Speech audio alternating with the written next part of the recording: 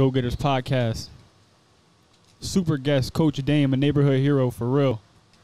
I didn't have him for too long when we were coaching, but when I did, it was real impactful. Kev, how was your experience with Coach Dame? Well, in terms of coaches, like, he really helped me in, like, the life aspect. That's one thing I always, like, looked up to for Coach Dame is you were always there for me, for football at least, in terms of, like, you were always looking there, or you were always looking out for my future. So I really respect that in a coach, for sure. But we didn't really get to work together for too long either, sadly. Oh, yeah, I left after. No, I think, didn't I stay on freshman? I think the following year I might have left after that, bro. I think the last time I worked with you football-wise, at least with you as a coach, was junior year. Senior year, it was when the whole new school thing happened. I played for them, the Wolfpack, my senior year. No, I was out for the. I wasn't on board with the Wolfpack at first. It's crazy how this worked out though. Like, I hear a lot about it now. Tell me about the. I heard that you were going to be the coach of possibly football and or basketball. All right, for the Wolfpack. It's like this. I'm gonna be coaching on both staffs. Like, so for basketball, I'm gonna be working with the junior high because it's less stress. Basketball is easy. Yeah. And I could be around like more athletes and deal with them on the junior high level to get them ready for high school. So that's easy. And the guy that's the coach, like Jimmy Levant, like he's dope, bro. You know what I'm saying? He was like your offensive coordinator. Well, he was offensive coordinator at Myers when I first started coaching. Yo, but he a dope guy. He like care about the kids like I care about the kids. You know what I'm saying? That's good. I told him if he got the head coaching job, I would stick around and help him in any capacity. Staying with the junior high, my nephew about to be in like 2 years. He gonna be in high school, well, 7th grade, bro. And he the real deal, and I want to be there to help coach him. You know what I'm saying? That's big. And you know a lot of them kids too, right? Like you know a lot of them kids that are already there. Yes. That's big, bro. Cause I taught the talent. Like I don't even know if I met Darian. I seen him when we played them in the 707 in Valley West and at Sim. Yo, bro, he killed us. Yeah. So I was like, dang, he real good. But then he killed everybody. So I was like, no, he like the goods. You know what I'm saying? Yeah. Then when I heard y'all was getting him to come back to Myers, I was like, oh, we got a squad. Well, he was from there originally. He was mini Mohawks with us, freshman in Myers. And then I played with Anjay, Omar. Yeah. We had Jansen. I think Jansen was on our team. So we had a killer squad that year too. We went 10-0 that year too. Killing shit. But then I thought, in my mind, I had thought that it would be wiser for me to go to Valley West because of the program that they had. Yep. And Valley West was killer at that time. They had the athletes, and they were sending kids to college. Yeah, like for sure. Colleges was coming to see. That's what you're thinking about. How can I get that offer? Am I going to get this at Myers at the time? You know what I mean? Where it feels like they're not so connected. So let me make this move. But I don't know if it was the wisest move in retrospect. You know what I mean? No, bro. Like, I think everything worked out the way it's supposed to work out. Yeah. You know what I'm saying? Like, so once it ain't no wrong moves in life. Like, yo, if you make a move, even if it's a mistake, the mistake just teaches you, like, all right, yo, I can't make that move again. Yeah. But you don't want to do nothing, like, illegal with your mistakes. That's what I'm saying. For sure. But, nah, bro, ain't no such thing as a wrong move. So you needed that decision to get you where. Yeah, and it put me in a crazy spot because when I came back, I was in a position where they were challenging me athletically. And I had to make the decision to get a house in Wilkes-Barre. And that's when I first moved out. I was 17 years old. Me and Giovanni, that was my roommate. That's crazy. And we were living on our own and really figuring shit out. So beyond football, man, I was really in life. You know what I mean? I was thinking, like, how does one make a living? How does one keep themselves afloat? And that right there, man, that shit changed everything for me. Yeah. You know what I mean? Everything. Yo, bro, that's dope. Nobody would know that. Like, yo, I looked at you, I thought your life was perfect. Nah, man. You know what I'm saying? Like, but yo, that's why King judge no books by the cover. Nah. And you gotta like talk to like the kids. You know what I'm saying? Like you gotta find out like what's going on. Some of these kids be going through it. Yeah. Yeah. And thinking it's normal. Like, look, he saying he trying to figure it out like that's normal. Nah, bro, they ain't normal. Yeah. At 17, I was like, no, like 18, I was homeless. You know what I'm saying? With like a baby on the way. Bro, for my whole like that summer to my senior year, like I was selling drugs and sleeping outside. Like, bro, I was bugged out. I didn't think I was gonna make it. What was your relationship with sports back then? Like, did you think like, oh, this is my only outlet, like I have to do this, or were you like looking at other ways and other routes that you could have possibly taken? taken? Dang, nah. Like I played it because I loved it. Like I was just sports was my thing. You know what I'm saying? Like more than girls, more than the streets. Like, bro, we get a football game going, baseball game, basketball. I'm doing it all. I'm trying to play every sport, and I'm trying to win. So once I got into that, like, but I had information. Like I didn't know how to go Division I. I just said, yo, I'm playing for Notre Dame. You know what I'm saying? Like that's my goal. I want to play for Notre Dame. They got the dope helmets they play on TV. Yeah. But we had no clue about how to go D1. That's why I be on y'all about y'all futures, because like nobody really helped us. Yeah. Like our coaches used to like, I ain't have a good relationship with my head coach in high school. So if I got a letter, bro, he kept it. You know what I'm saying? Or dubbed it. Yeah. Or when schools would come calling, they asked for me, he was dubbing them. What's your hometown? Newark, New Jersey. Oh yeah. What high school you play at? That's just Catholic. It's not around no more. Really? But like, so did you move here when you went to Kings? Kings, yeah. Wow. I came here for a crazy story, right, bro? So I do my freshman year. No, I'll tell you how I got here. I got basketball practice. I hated basketball practice, bro. Because, you know, we had to run at the beginning of every basketball practice. Yeah. I'm trying to miss that. So the guy from Kings, they like, yo, it's a coach here. He came to see a couple players. Like, he was really coming to see, like, I hope the guys don't get mad, but like they came to see like our second tier, third tier players. You know what I'm saying? Like, no lie, I was like good enough to play high. So like Kings, I never heard of them. Bro, let me go sit down because I could get out of practice. I could get out of running. Yeah. You know what I'm saying? The meeting was gonna be till like 4:20. I get to practice. Yo, the guy was like, his name's Steve Asher. Like he just sold us, bro. Like he was just telling us like how good this place was out here, how we can make a difference. You know what I mean? So when we came out here, this was like heaven. For real? Bro, I came from, bro, they was shooting outside my elementary school like once a year. Yeah. Once or twice a year. Like maybe when it got hot, bro, they was like, and I went to a Catholic school. I went to Catholic school my whole life. Yeah. But bro, right next to my Catholic school was like a huge building just filled with like, it was like a project. Yeah. Yeah, bro, it went down. Like, so when we came out here, like I ain't had to lock my car doors. I left my doors. I used to live in Sherman Hills, but I used to leave my doors open, unlocked. Like this was a whole new world. Back to my story though. So he get us out here, bro. And we like, yo, this is a whole new world. It was like 4 of us. We came on a visit. Then my brother, like, well, he my brother. He up here too. I was gonna bring him to this interview, but he had some family stuff. Yeah. We was like, yo, we gonna go to school together. This is the only school that wanted us together. Well, Wilkes came in like late. They want us together. But we was like, yo, we gonna go to school together. Like, but we ain't know nothing about college, bro. Yeah. Nothing. I ain't know nothing about a scholarship. Like, I just thought, yo, you play, you be real good. Like, coaches that just want you. You know what I'm saying? Like, no, that's not how the game work. But they ain't telling y'all that. They oh man, they not. It's a different world now with like the media and being able to have so many different eyes on you at once now for like these kids. I mean, especially for us. Like, I'm sure it was Huddle thing when exactly. Heck so like things we had like, YouTube. Yeah. Yeah, we was like I played before YouTube. Wow, that's what I mean. So there's hardly any exposure back then. No. So the new avenues people have nowadays to like get eyes on them from all these different coaches and colleges and whatnot. It's just a whole new ball game. Well, now you can just record yourself. Yeah. You know what I mean? You go viral off recording yourself. Yeah. But that's the way to do it, though, because, bro, ain't no coaches. I'm sorry, yo. Unless you, like, a freak and you done, like, been exposed to, like, national level type playing, they ain't just coming to Wilkes-Barre, Pennsylvania. Yeah. You know what I'm saying? That's why the same schools come here, because we send the kids to, like, the Shippensburgs, the East Stroudsburgs, and no disrespect to them. They great schools. But, like, that's why they come here, because but, bro, no, you mean to tell me you can't play down south? Yeah. You bugging. You know what I'm saying? Like, but I bet you down south ain't never heard of him. Yeah. Nah, but we can play down there. For sure. And we need to. And that's what I'm here for. I'm telling you, bro, I'm about to blow this whole thing up. Yo, that's what we want to talk about, too, is Let's go.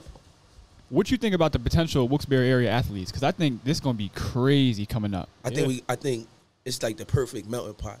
Because Wilkes-Barre, the city, just the kids that's from Wilkes-Barre that pretend they're not, they tough. Like it's some really good kids. Yeah. Then we get like kids from Philly, Jersey, New York, all like somewhat decent athletes where they from, just need to cultivate it. Yo, this the melting pot.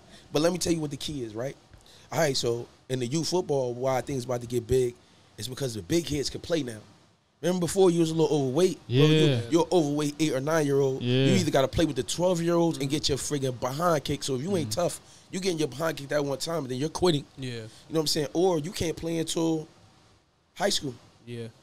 But now, bro, it's no kid left behind. So we let all the big kids, they can play now. You just got to be a certain way to play skill. Yeah. So now we starting to get, but they say, yo, there ain't no big kids out here. Yes, they are. They just couldn't play for the last 4 years. Now we can. So now, bro, when I got 6 or 7-year-olds, that's 150 and 60 pounds. It's a problem. Yeah. Well, you guys just started, was it this following year? That, like, the shirt you're wearing is for the junior Wolfpack team now, right? Which would be like... No. We just the Wilkes-Barre Wolverines. Just the Wilkes-Barre Wolverines? Yeah, bro. But you're filling the role of, like, what the mini Mohawks, like the junior Grenadiers and whatnot was left behind? Something like that. Okay. I say yes because, man, we going to have kids from Wilkes-Barre. But Yeah. bro, my team, we get kids from everywhere. Like, they all want to play for us. It's travel? Nah, we getting there, though. Okay. Because our bro, remember how people thought, if you go back, they told me I was crazy. I started this unifying one team for the youth level. Like, yo, we need one team. It's stupid. We playing against the Lake Lemans, the Dallases. They got 20, 30 kids. Yeah. We got 11 or 12. Yeah. 13. No, bro, now we got 32, and the waiting list are like 10. Wow.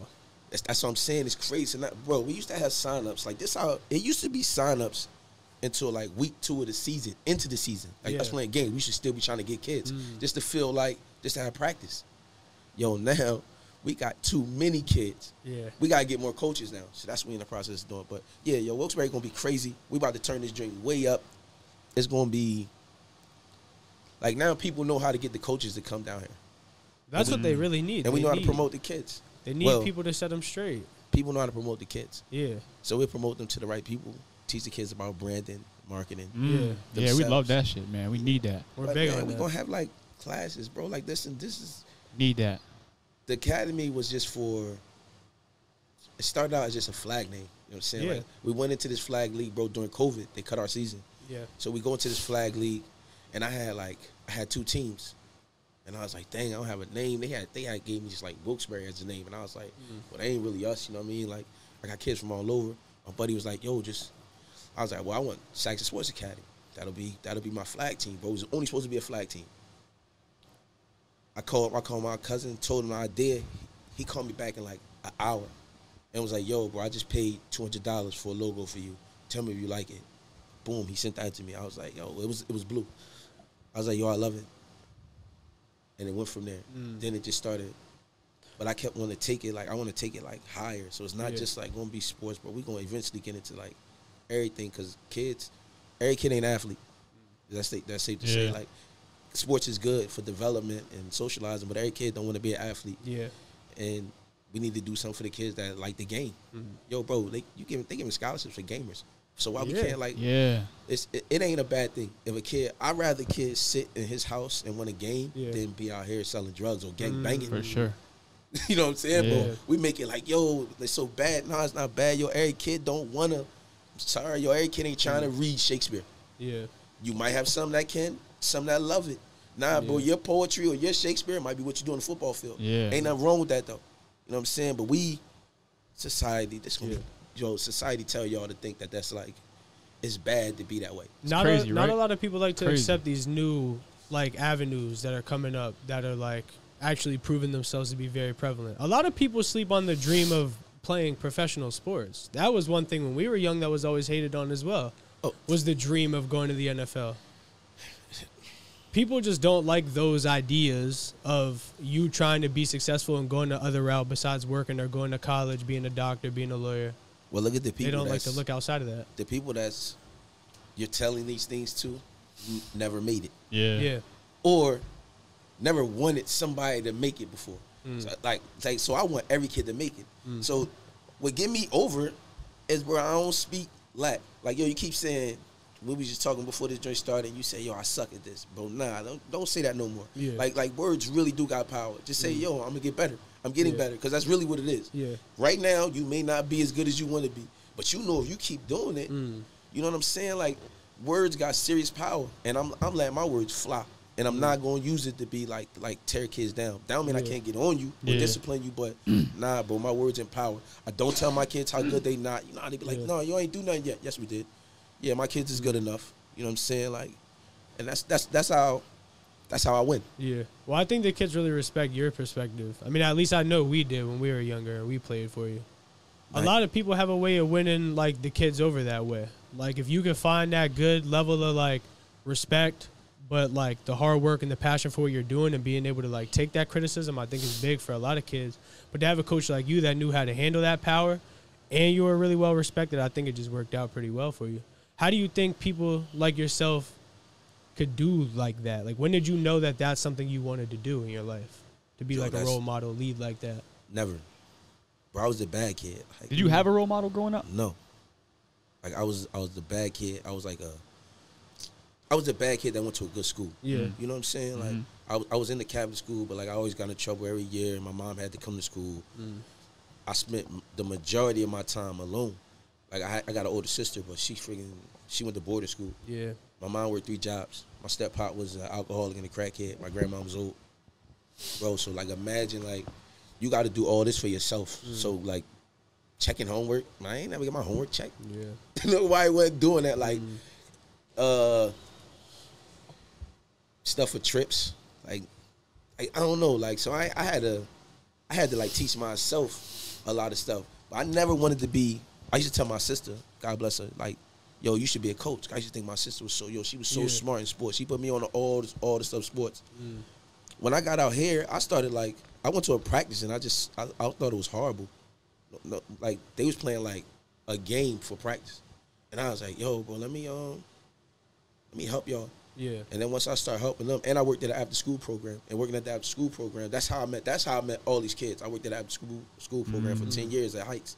And I was like, yo, y'all should play football. You know how you play football with the kids. And bro, I was seeing good athletes there. Like, yo, y'all play? No, we don't know where to play it. How you don't know where to play?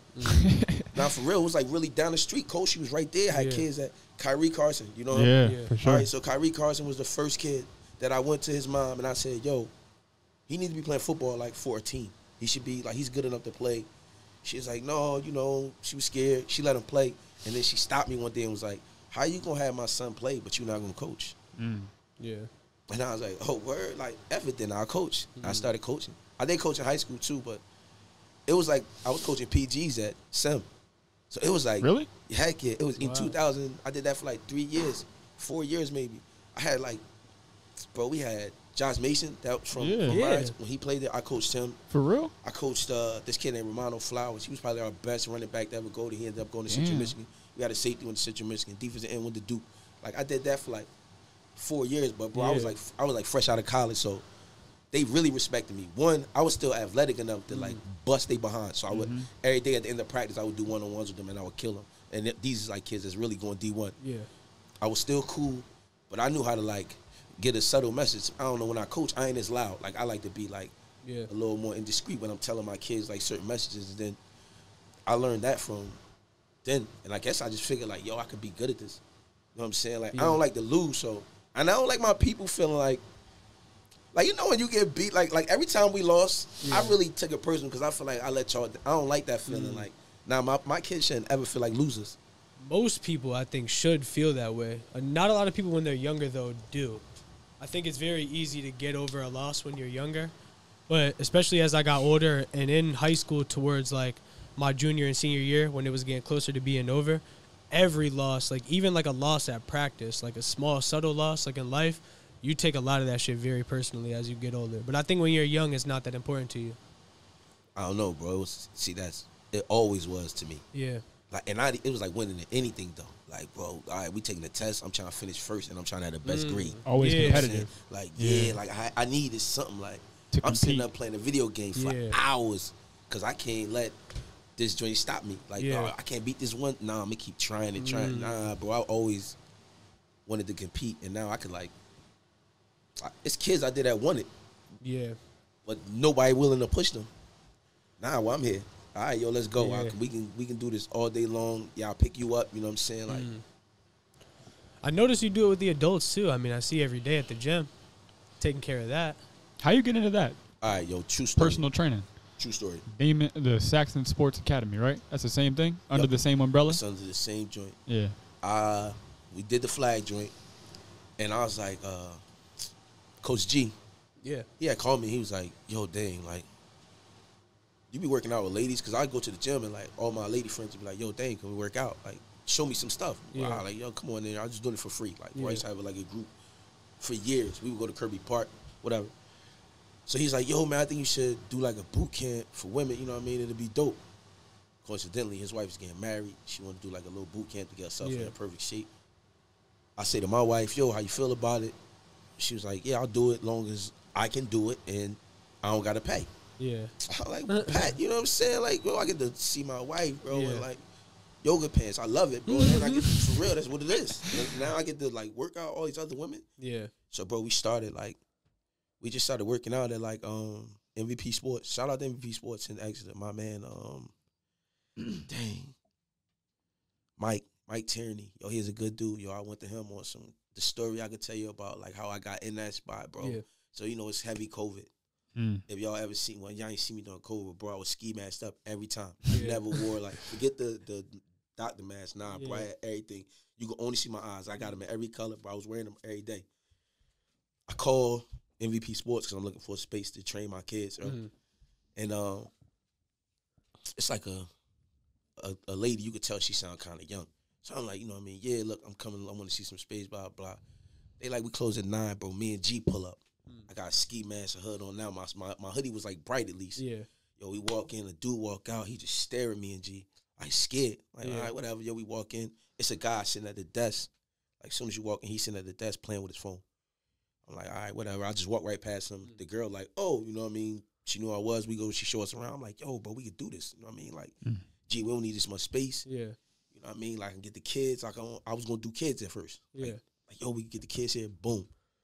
The guy's like, yo, what you doing this for? And I was like, oh, you know what I mean? I'm about to start training kids. Like, I want to get them faster. I got a couple kids I want to get better. He was like, oh, shoot, that sounds like a good idea, yo. You know such and such? I'm like, yeah.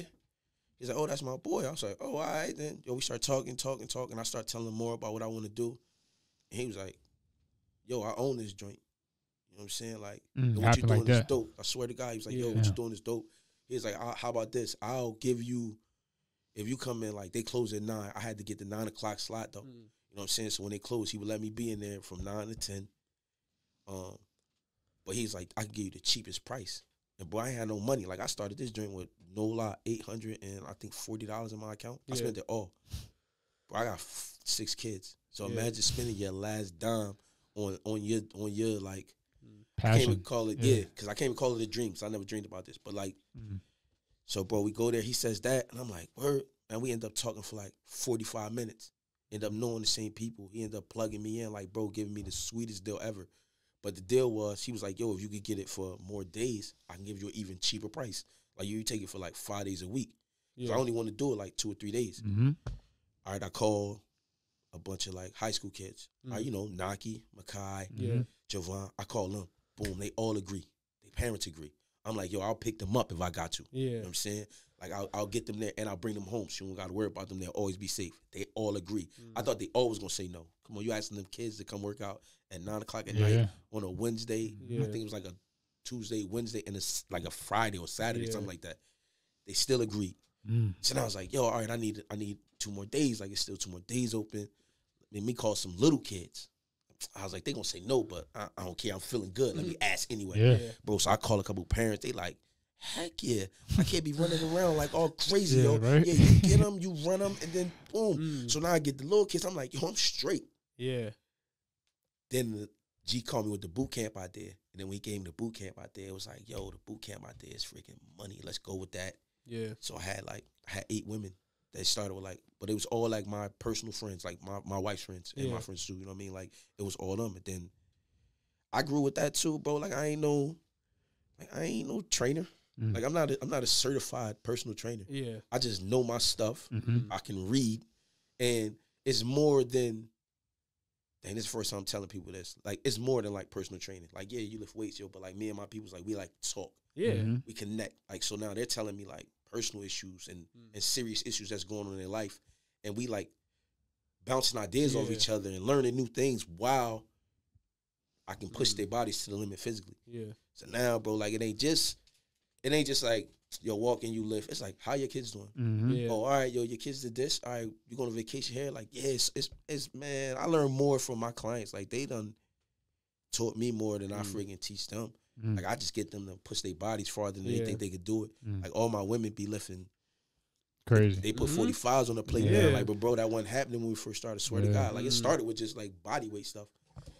And then I was like, nah, let me start lifting weights. Cause, and one girl, like, she said she lost 15 pounds, but she gained it all back and all muscle. Yeah. It was G's wife. I just saw that picture you posted her, earlier bro. today. She gained it back and all muscle. Wow. You know what I'm saying? So she like, she's still the same weight. And the lady I posted before, that's like my sister. She still weigh the same, but her body look completely different. Yeah. Because now, bro, it's like we make this stuff rocket science, bro. It ain't super hard. You know what I mean? Like, it's all about starting, being consistent, getting the ball rolling. Sure. That's all you gotta do. That's what I was gonna say. For you, it's big because you guys are in there all the time. Every day for me. Yeah. And like, I'm getting more people like every day, bro. Like every time something happens, this why like words got power. And don't let nobody like tell you too cocky or too conceited because you're really confident in what you're good at. Yeah. Even if you say it, like, yo, I know I'm good at this. Like, no, it's okay, bro. See, people want you to not say, they want you to feel how they feel. Yeah. So, bro, like, because I don't feel good enough and stuff, you can't ever tell me how good you are at stuff. No, nah, tell me, say it. Speak I'ma it, say live it. it. Yeah, bro, your words got power. Yeah. Just like you tell yourself, yo, I suck at this, you could tell yourself, I'm good at this, bro. Like, you don't gotta fall for that stupid trick that society done taught us. Like, yo, we gotta think, nah, bro, I think super positive every day. Now, I ain't the best. But every day I get up like, oh, shoot, this day about to be fire. Yeah. I had to go to court today. I swear to God, with child support. I walk in, bro, I walk in just like this. I just sit back, I put my arm, and I kick it with the lady. It was money. She was perfect with me. Like, I don't take nothing that's like stress no more. But that's what you get when you get older. I'm also old too. Yeah. You know I got a question though. Shoot. Did you always have that level of confidence, or did you like go through the anxieties of life and stuff like that? Like, how did you cultivate that positive attitude coming from where you come from and living how you live now? I used to be like super selfish. Nah, I was real. Like, I mean, I know I was good but bro, I always got humbled with that, like by being around better players. Yeah. So that's when the guy's better than you. You can't like fake that. Like, I can't think. I can't think I'm better than somebody that I know when I see that I'm not better than. Bro, every year of my life or every like good team I was on, it was always a kid that was better. Like, so when I went to high school, I played with a running back. Like, bro, I was it. Yeah. They brought another kid and no, he was it. Like, I had 1,000, he had 2. You know what I'm saying? I went to like our not local all-star game, but it was like a big all-star game. He went to the biggest. You know what I'm saying? Then when I got to college, I thought I was a man again. Yo, I'm playing up here. It's like, yo, these dudes ain't fast. Nah, bro, I had another guy that played in front of me, humbled me, and then I had to wait my turn. So I always like questioned. No, I don't think I ever like questioned how good I was, but I always knew I had to like get better. You know what I'm saying? I always knew like. Well, you actively had that competition, though. A lot of people don't have that. Like, a lot of people get really good at something in their specific area or, like, the local teams that they play and stuff and think they're hot shit, but they never get to get humbled. And when they do, they don't know how to handle it. Hey, well, I mean, bro, we played like in my part one, everybody was good. So it wasn't like, I mean, even the bad teams, like, when they got to high school, those kids was, like, still real good. So you never could escape. Like, on my team alone, like, I set the bench behind a guy that went to Lackawanna College the same year I did, my senior year. He had 2,000, and I had 2,000. That guy was ahead of me though. Yeah. When we was 11 and 12. Like, that's the kind of talent like that was, you know what I mean, playing with us. So nah, bro, I guess I got like super positive in my, like, be honest, like in my late 20s. I was like 28. I started reading books, you know what I'm saying? Self-help books. Yeah, bro. Like, what books you fuck with?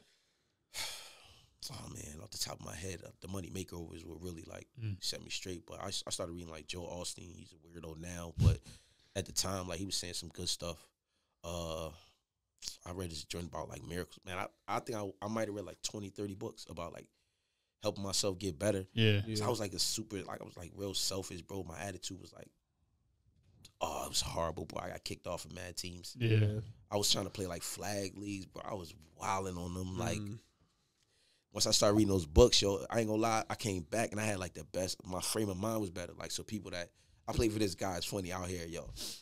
One day he telling me about like something like about running backs. And I was like, man, you ain't never played running back, man. Shut up. Now imagine telling your coach this, bro. Like, it's a grown man, you know what I'm saying? I'm like, man, you ain't never played running back before, you know what I'm saying? You can't tell me nothing. Yeah. Fast forward like 2 years later, he comes back. We're on an even better team. And now I'm like, yo, coach, blah, blah. I'm being more respectful. He kind of looked at me like I wasn't even the same person. Like, yo, dang, this you? And I was like, yeah, man. Like, I had to change. You know what I'm saying? Like, I couldn't be the same way I was. It didn't feel good. You know what I'm saying? You was waking up every day. Like, you think that was the turning point for you? Like, that's really when you set yourself straight? You think from that point on in your life is when shit started looking up for you? I want to say, like, I started knowing more, like, I started figuring out a little bit how to be happy. But the turning point came, like, I was probably, like, at one of my lowest points, bro. Like, I only had a couple dollars. I quit my job, yo. Yeah. Like, it's like when you, like, your trials and tribulations, you need those. Because that's when you really, like, I ain't gonna front, bro. You need a heartbreak or two. Yes. You know what I'm saying? You need, like, to fail. Because then it'd be like, oh, shoot. Like, you need your back against the wall. We get mad comfortable. That's what F's us over. Like, bro, life get easy for us. We get comfortable now. All right, I'm cool with just going to work every day. It's just groundhog every day. But when you, like, I've been forced to, like, do stuff sometimes, bro. Like, I ain't had stuff. You know what I mean? Like, I needed stuff. I had kids. I got mad kids. You know what I'm saying? And then when you got, like, so imagine, like, a parent call you and be like, yo, Dame, like, my kid effing up. I need you to go talk to him. I can't be like, no, I don't feel like it. No, I'm tired. Like, nah, bro. Like, because they know that you're the one that's able to do it. Like, who really else out there? Because, I mean, I don't really know personally too many people that do it for, like, the community and the kids like you do. Not a lot of people, like, give their free time out to the community these days. Nah, bro, it's something. Like, my crew, like, we strong. Like, shout out to Coach Lil, Coach Fi, you know, Coach G. Yeah. Coach Michael, Rashid, Marquise, like, bro, they be out there with the kids. Like, they be going, and that's why, like, that's another way how we get kids, bro. Because we could be like, we like a family. Yeah. So, bro, when it's like events, like, you see, like, half the team there, bro. Now it's a birthday party, like, every other day, but, bro, we make it, like, real. We out here, and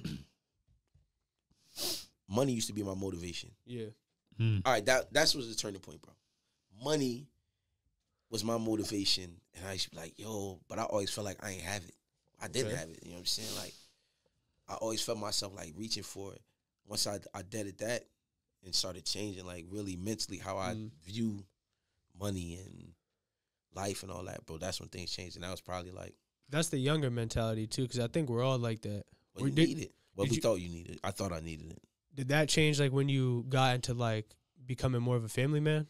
Like, when you started looking at life differently because you were having kids? Nah, well, bro, I had my first daughter at 17, so, like, I ain't had no choice but to... Yeah. And, yo, don't have kids early, because you ain't... Like, bro, I was just learning how to be cool, like a cool teenager. Now, imagine now you got to be a dad to a girl. Bro, I don't know how to raise no daughter. Yeah. Like, bro, I wasn't even raised by my parents. No disrespect to them, but, like, my shout out to my kid's mother. Like, yo, she held it down. Yeah. You know what I'm saying? My wife, like, she a beast with my kids. So, like, the kids part is good, but, man, that's when it's hard, man. Yeah. It's hard work. Like, it's a full-time job. What? How do you balance all of that? Like, being a coach, having a business, and being a family man at the same time.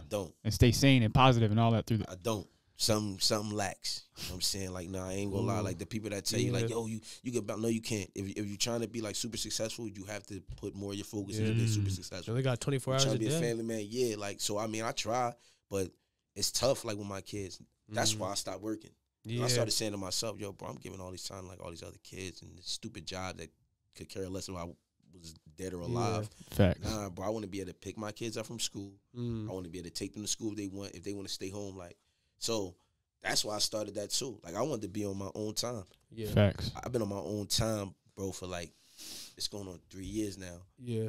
Where I do what I want to do when I want to do it. Like, I don't have to, I call off, I just be like, nah, all right, so we ain't going to the gym today. Boom, and it's done like that. How big do you think that is for kids today? Because we're big on that. And that's why we're doing, like, you know, we're trying to do everything we could to make it out of here the way that we can, because I can't live that corporate life for the rest of my life. I can't do it. I mean, I think for some, of course, like, to each his own. But if we was, like, if we was programmed to all be bosses, we would all try to be bosses. But you see, they, like, program you to work. They like this whole system is set up for us to, like, work. You know what I'm saying? Sure. Like, nah, bro, like, and I'm not saying there's anything wrong with working. Like, nah, some people, like, yo, my wife, I don't care if we Brazilian, she's going to work. She'll find a job because she just don't like sitting around. Like, that's just what it is. Some people are like that. But, bro, life ain't supposed to be hard. Life ain't supposed to be, like, working 70 hours a week. You know what I mean? In a cubicle. No. Commuting in the car. That holds you back so much. Doing like, stuff you hate? Like, imagine doing something you hate for. No, man. A lot of people do that for the large majority of their life, and they die miserable. That's because they taught. And then, you know, when you challenge something that you was taught that, like, that everybody's doing, it's like something's wrong with you now. No, bro, ain't nothing wrong with you. Like, nah, I just think you're bugged out for wanting to go work 40 hours for somebody that could care less. Like, when you die, they ain't thinking about your funeral. They thinking about your replacement. Just think about this, bro. I can fire you on the spot. You got to give me 2 weeks when you want to quit. I never gave a 2-week notice. But me either. I stand on that. I never gave a 2-week notice. If I give one, I'm still leaving when I want. That 2 weeks is just let you know I'm quitting and I'm leaving. I probably won't show up no more. And then take it. Nah, bro. I'm out of the workforce. That's cool, man. How important is it to you that you do what you like do for a living and you're passionate about instead of going to the traditional workforce? Like, have you experienced being in the traditional workforce? And and what was your experience with it? Bro, I used to work I worked 2 jobs from like 22, 23 to like 32, 33. Like, I've always worked 2 jobs. I thought I had to work. Like, I should tell myself, nah, bro, you know, you want to be a millionaire, you got to work mad hard. So, damn, this shit years. So, bro, I'm working dead-end jobs, like, you know what I'm saying? Because I knew I didn't want that career. Like, I was like, I don't want to sit at nobody's desk. I'm not working up somebody's corporate ladder. Like, and, bro, I don't like wearing suits. Like, I don't like wearing shirt and tie. I don't like being forced to dress up. I was forced to dress up my whole life. I wore a shirt and tie every day from kindergarten until 12th grade. Nah, bro, I like wearing this. So now I get to wear this every day. And I think we need to start teaching our kids how to be, like, self-sufficient and get theirs on their own. Because, yo, like, at 18, like, y'all can have enough. Like, now y'all in a position where y'all can start building y'all futures at, like, 14, 15. That when y'all like 25, y'all don't have to work. You know what I'm saying? Matter of fact, you can get to 18 and really like not have to work. Now you might have to do your day-to-day business, but like all the days that you working super hard and man, those days could be over. But we can't tell y'all that because then the idea of school goes down. It's already going down. Like, look at the bull crap they teach these kids in school. I'm a teacher's assistant right now. I sit in the classroom 8 hours a day with kids, and I'm seeing it, and I'm like. I'm looking at myself a couple of years ago. I'm like, damn, I don't want to be learning this shit either. I can see why they're acting the way they are. I can see why they're acting all crazy. Especially college, too, and they get to pick what they want to learn there. And they still don't get taught. But that's a piece of the programming. It's like, come here, wear this button up, wear these khakis, and be obedient. And you got to stay for 8 hours. And you got to be here at this time. And you got to do all these tasks that you don't really care about doing. That's a part of the programming right there. I don't follow that no more. Yeah, man. So then how do you feel about the idea, because you're big into athletics too, of the idea of like college and sports still being tied together? Like, do you like the fact that a kid has to go through college to play, like to pursue their dream? You do like that? Heck yeah, because college football is nothing. Like, all right, so college football gives like the athletes that ain't good enough to play in the pros like a final platform. You know what I'm saying? That's big. So, I'm for that. But, and in football, bro, I ain't many 18-year-olds that's good going to the league. I don't want no 18-year-old getting hit by a 30, 32-year-old grown man. You know what I'm saying? Like, what if he a D lineman? I don't care how strong he is at 18, bro. It's a grown man that's going to really hurt him. So, but in basketball and them other sports, I just don't think in football you should be able to go. I didn't necessarily mean like skipping from like high school to NFL, but I meant more or less the fact that playing these sports and going to school is intertwined. Like, you have to go to school to play football, and if you want to play football at the next level, you have to go to school. Well, that's just so they can get the money. And it's a business. College is business, but that do kind of help, like, because you can, like, for the exposure. You can get a free degree, though. Well, it costs you your blood, sweat, and tears. Let's not act like we be saying like, yo, you get a scholarship, yo, it's nah, but bro, I still gotta go work. Or not work, but I'm now football and the D1 some places all day long. Yeah, you get practice, class, meetings. Like they not doing it for 2 hours a day and then it's over. No, bro. It's so much meetings, lifts. God forbid you want to live your life too. Like you don't got time for that. And you want to do these dreams, like you want to tackle your dreams and stuff. You don't got time for that. You know what me and Coach G always talk about, and he was genius for this, right? He used to always tell me like, yo, you can still love football, but it not be like your passion. Like you have other passions. Yeah. So like I could be a football player, but if I really wanted to write books, like I could still be an author. But you ever notice how like when you want to have other interests, it's like frowned upon. Like, no, you can't have no other interests. You don't really care about the game. No, yes, I do. I love football just as much as him. I just have other interests outside of it. Like, I ain't doing this when I leave. And you need that balance. Now, that's where, like, sometimes you might want to balance yourself out. I think a lot of people get small-minded with that, too. Like, when they see you doing one big thing, they don't like you seeing stepping too crazy out the box. They don't even like to see it start. That's the thing. Whenever you have something new going on in life, like you're trying to tackle something new, everybody will give you doubts. But I think that's big for growing, though. I think those are... All right, so I be trying to like keep my ideas like secret, but I can't, bro. Like I got a big mouth. I'm so like that too. When I get with people, like I tell them my idea. What I got good at is not letting their reaction or their opinion now become my opinion. Mm-hmm. So if I tell you like I got this dope idea and you like, damn, I don't think it's gonna work. Yeah. Bro, all right, yo, that's just your opinion. All right, so I won't come to you with the deal. like so when it go crazy, like you won't be in. Bro, everything I said I was gonna do. Every single thing, bro. I swear to God. I said this. What's happening now, I said 10 years ago to myself, what's going to happen? Yo, I'm going to have, I told Makai and them last year, yo, I'm going to coach y'all one day. Yeah. They thought I was crazy because, they'll never let a coach in, which we do need to talk about. Like, because I want to know who's the last, it's only been one black offensive coordinator in the last 30 years in Luzerne County. Really? Outside of Holy Redeemer. Holy Redeemer's had 2 black coaches.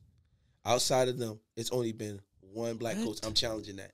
And I dare y'all to find out.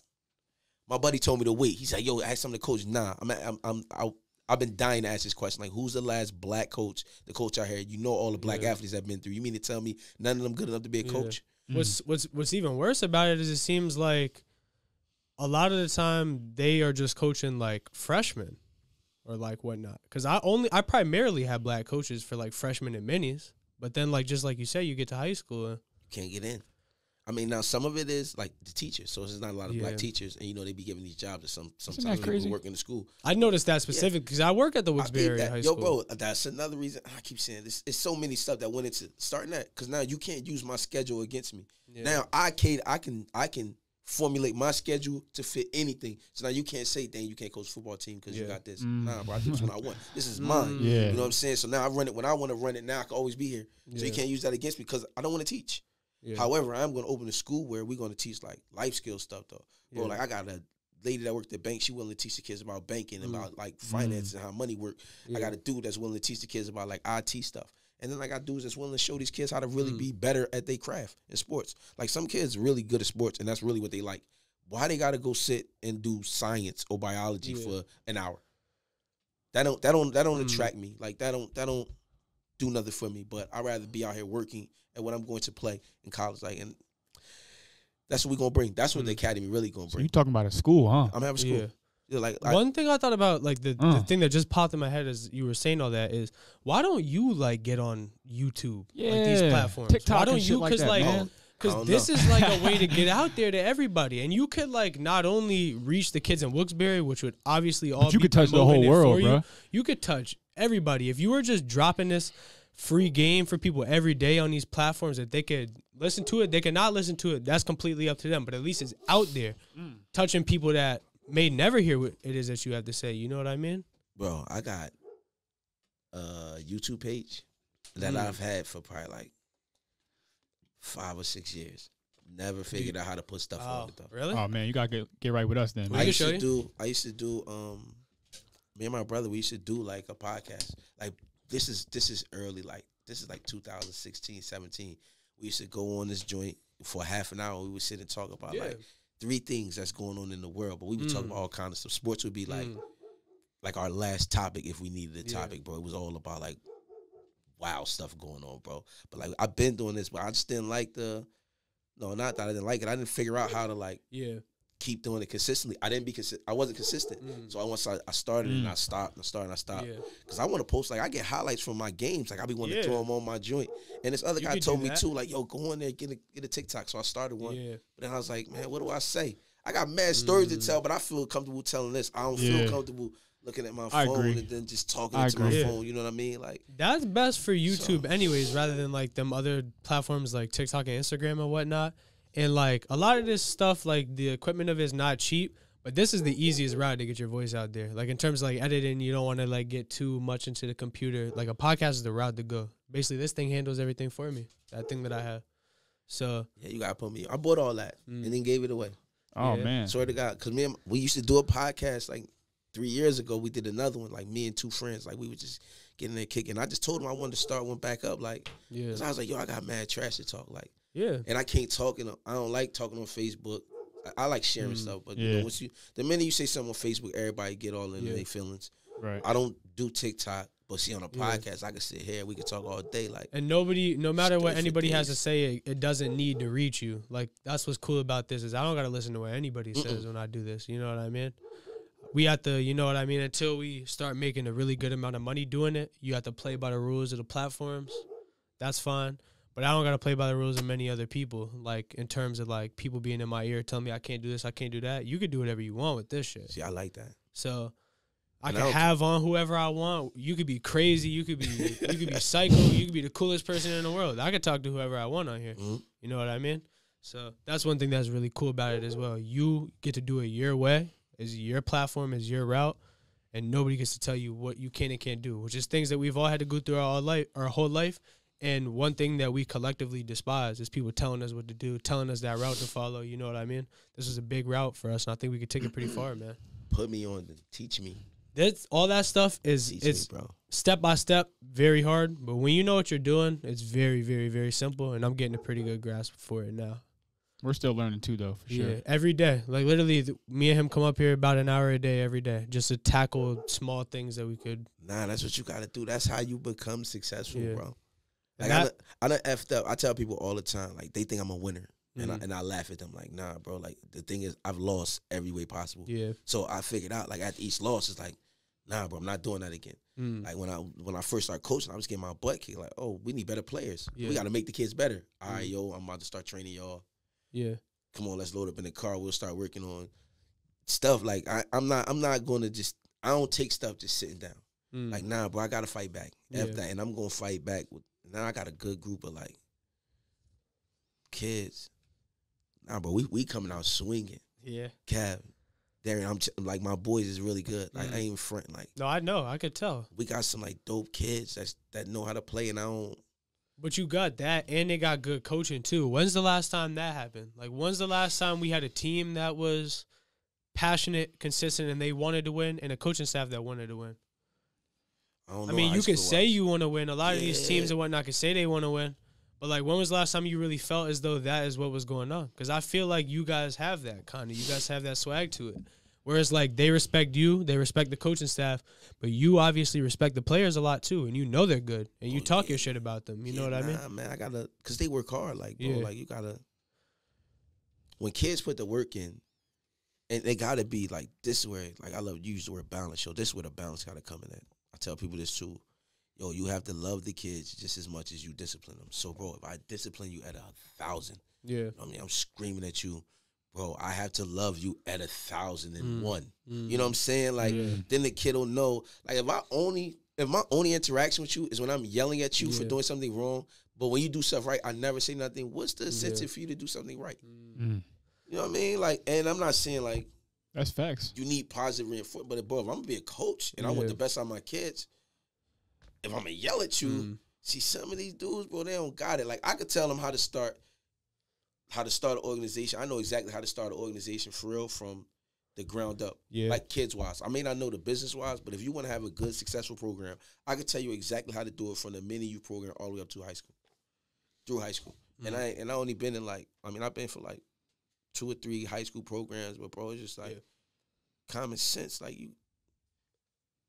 these people don't care as much as they think as much as they want y'all to believe. I think that's a big part of it. They don't care. It's a job for a lot of people. It's not even a job. It's just an extra check. It's a bonus check for these people because they teachers like. And a lot of people do it for the vision of it too. Like they want to look like something. You know what I mean? Because they sucked in high school. Yeah. Keep it a bill. They suck. And ain't nothing wrong with being garbage in high school and coaching. Like I got mad. I posted that one day, bro. They was attacking me like crazy for that. I thought it was hilarious. I think I know what you're talking about. Say it again though. Yeah, because I said I think I said like, y'all be letting y'all kids be coached by a dude that played JV for 4 years. Yeah. Oh yeah. I would never, ever like let my kid be coached by somebody that sucked. Call it wrong. Maybe it's a bad way to view it. But if you weren't good, how can you tell somebody how to be good at it? I don't think you can. Now, of course, there's exceptions to the rules. People that, and I don't mean you got to play because you don't have to play to be like good. Like some people just wasn't good enough. But bro, you stunk in high school. You was like the water boy. How you sitting here yelling at my kid? Yeah, nah. That's why I coach my kids for like the youth sports because if they're gonna start playing, they're gonna learn how to play the game. Like we ain't doing this for. Yeah, because they're basically getting a high school, college level coaching. Yes, from 5 or 6 years old. Yeah. Now with that, you know what I mean? I done yelled at a bunch of 5 or 6 year olds, bro. They all parents, all those kids that I yelled at 5 and 6 years old, they all love me to the day. Yeah. Like for real, bro. The vice versa, what you were saying earlier too, is like when you're too calm with the players, they don't respect you enough. No, because I mean, how can you not get excited for something like? Yeah. But like, listen to how. Like, bro, y'all should do like something with the high school. Y'all got to get with the high school where y'all like commentate these games, where y'all stream the games and y'all talk about it. But then you can get the like, you can see like the interaction and the like you'll see. And bro, all you got to do is watch those things. That'll tell you how good a team is. Like you don't even got to see their players. Watch the interaction amongst the coaches and the players and how the whole dynamic is. Yeah, and then that'll tell you everything. These guys they don't know how to. Bro, I could be around black people. That don't mean you know how to coach a black person. Yeah. You know what I'm saying? You can even have a black friend, which I think is so stupid when people say that. Like Kev, you my man because you my man. You ain't my man because you white. Yeah. Like, I liked you as a kid. I knew you was going to be dope as a kid. Like, they don't know how to interact with them. That's the ability of being able to not necessarily read somebody, but know somebody. You got to have, like, heart. You can't just judge people off dumb mistakes that they make or something as little as skin color. You know what I mean? You got to know somebody. And you learn a lot from people. Like, I've known you for a long time. There's certain people that they hate themselves. Yes. And they can't find love in the world, let alone other people. You know what I mean? They don't want y'all to be great. When you're somebody that loves everybody, you can read people pretty well. You can know when somebody is just an asshole or when somebody is a real person. And I think that's big. A lot of people don't have that skill, though. Nah, because they don't want y'all to be, like, super successful. Like, yo, you can't be the one to make it. Or I can't tell you. Like, think about how many times teachers, or not, I don't want to put on teachers because teachers got it raw. But, like, how many times a person to tell you, like, what you can't do and what you can't be, as opposed to what you can be. You probably could count on your hand the people that actually say, yo, you can be this. Like, nah. That's a fact. They don't be out here. And that's all I do. That's what be making these people so mad at me, yo, because, my kid's the best. Yeah. All right, I don't mean, when I say my kid's the best, that don't mean my kid's better than your kids. Like, yo, your kid can be great, too. Both our kids can be great. Two things can be true. They just take it personal when I say it, because I'm a little louder. I'm a little more demonstrative, and they know I know how to, like, coach my kids, too, bro. Like, so. Well, let me ask you something. Do you feel successful? Yes. A lot of people don't know how to hype up other people, talk other people up when they're not. When they don't feel successful. They don't feel, not even just that, but they're not, like, in touch with themselves. Like, they don't love themselves enough to show, like, to give other people their roses. You know what I mean? That's true. No, I'm not, not me, but somebody else is not going to be out there being like, yeah, bro, like, you could do that. You could really do something with your life. Like, you got dreams, you could follow it, you could pursue it, when they're not doing it and they hate themselves because of it. Yeah, nah, see, that stinks. And you got to just get away from them kind of people. Yeah. They out there. Sometimes they be like masters, like family members. Yeah. No, for real. That always want to tell you like what you can't. Like, so nah. I try to do for the kids what I needed somebody to do for me. Like, bro, all I needed was one person to tell me what I could do. Yeah. That's all I needed. Like, one person to be like, yo, Dame, like, I think you'd be really good. We just ain't never had that. Like, I had like a 4th grade security guard who used to be like cool with us, but Nah, bro, you got to be that person telling these kids, like, giving them power. You get more like, I don't have no riches. Yeah. But why would I be mad that you doing something good? Like, I think it's weird for somebody to not be happy for y'all and what y'all doing. Like, to me, that's weird. I say that to my peoples all the time. They be like, dang, like, well, people don't think like that. Well, you should. Like, why would you not want to be happy for the next person? Because people just get jealous. I think at the root of that, though, like, you got to figure out how to be content with what you got. And you got to focus on yourself at the end of the day. Like, you can't just be focusing on other people all day. Man, I don't even care that much. Yeah. If you got a dope house, I'm going to say your house is crazy, and I love it. It don't make me say, why do Kev got the house? It makes me say, dang, Kev got the house. I know Kev. Like, it's possible. Yeah. You know what I'm saying? That's more so what I always think. Like, when Me too. Bro, I went to my man's crib the other day. I swear to God, it was like, I think 2 weeks ago. His house is phenomenal. Street dude, like from Jersey too. Like, I know how he grew up, but like, he got a dope job. Yeah. Say he married, he holds it down. I kept telling him how dope his house was. And I was like, yo, I can't, like, what kind of person would be like, it ain't good. It ain't, I don't know. I would never, I can't be around that person. Because isn't, like, the sound of everything what you said, though, so beautiful? Like, the fact of what that guy came from and, like, seeing, like, where he's at now. Like, look at his house. Why would you not be happy for somebody like that? Like, I get what you mean, but a lot of people don't see it that way. They bugged out. Because, like I said, a lot of people, they hate the world, let alone, like, would they love you? Nah, they hate the world. They hate themselves. Why would they love you? You know what I mean? Why would they be happy for what you got going on? That's why you got to keep your circle tight. Yeah, very tight. Like, keep it with winners. Like, you really are a reflection, like, of your friends. Like, you can't be hanging around, like, all right, so look, I used to hang with my homeboys. We used to just smoke weed, play video games all day. We ain't never go nowhere. I started getting tired of that. Like, I used to be like, yo, let's talk about how to get money. Yeah. Let's figure out, like, how to scheme or something. You know what I'm saying? Like, let's start something. But when they give you that funny look, like, what you talking about? Oh, I would ask, like, I asked a couple times. I stopped taking it personal, like, when people were like, when I would ask, like, yo, let's start something. And they were like, yeah, and then back off. I stopped taking it personal.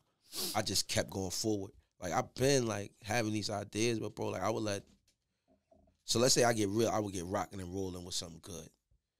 I get to let somebody negative energy get into my ear. It'll make me shut down my whole operation and be like, nah, dang, I can't. This the first time I said, yo, I'm going straight forward with this. That's it. It ain't no turning back. It ain't no other option. Like, it's only up from here. Like, I got a foundation I'm starting to. Like, I'm like a month away from the paperwork closing, bro. Like, soon as the paperwork come in, like, I got a foundation. I'm going to take that foundation, bro. We're going to give, like, scholarships. I'm going to use that to, like, get my school. Yeah. You know what I'm saying? Like, that's crazy. I'm giving Wilkes-Barre area a chance. If they don't hire me as their coach soon. Is war? Nah, there ain't gonna be war. I'm just gonna start my own school. Yeah. Now, see, that's when they gonna really feel a way, because my school, I'm gonna make it like 2-way, because it's easier to compete. You only need like 60 kids to compete, but I can get 60 dogs now. Like so now, bro, I have the city of Wilkes-Barre set up for the next 10 years because I have 6-year-olds that can play. You know what I'm saying?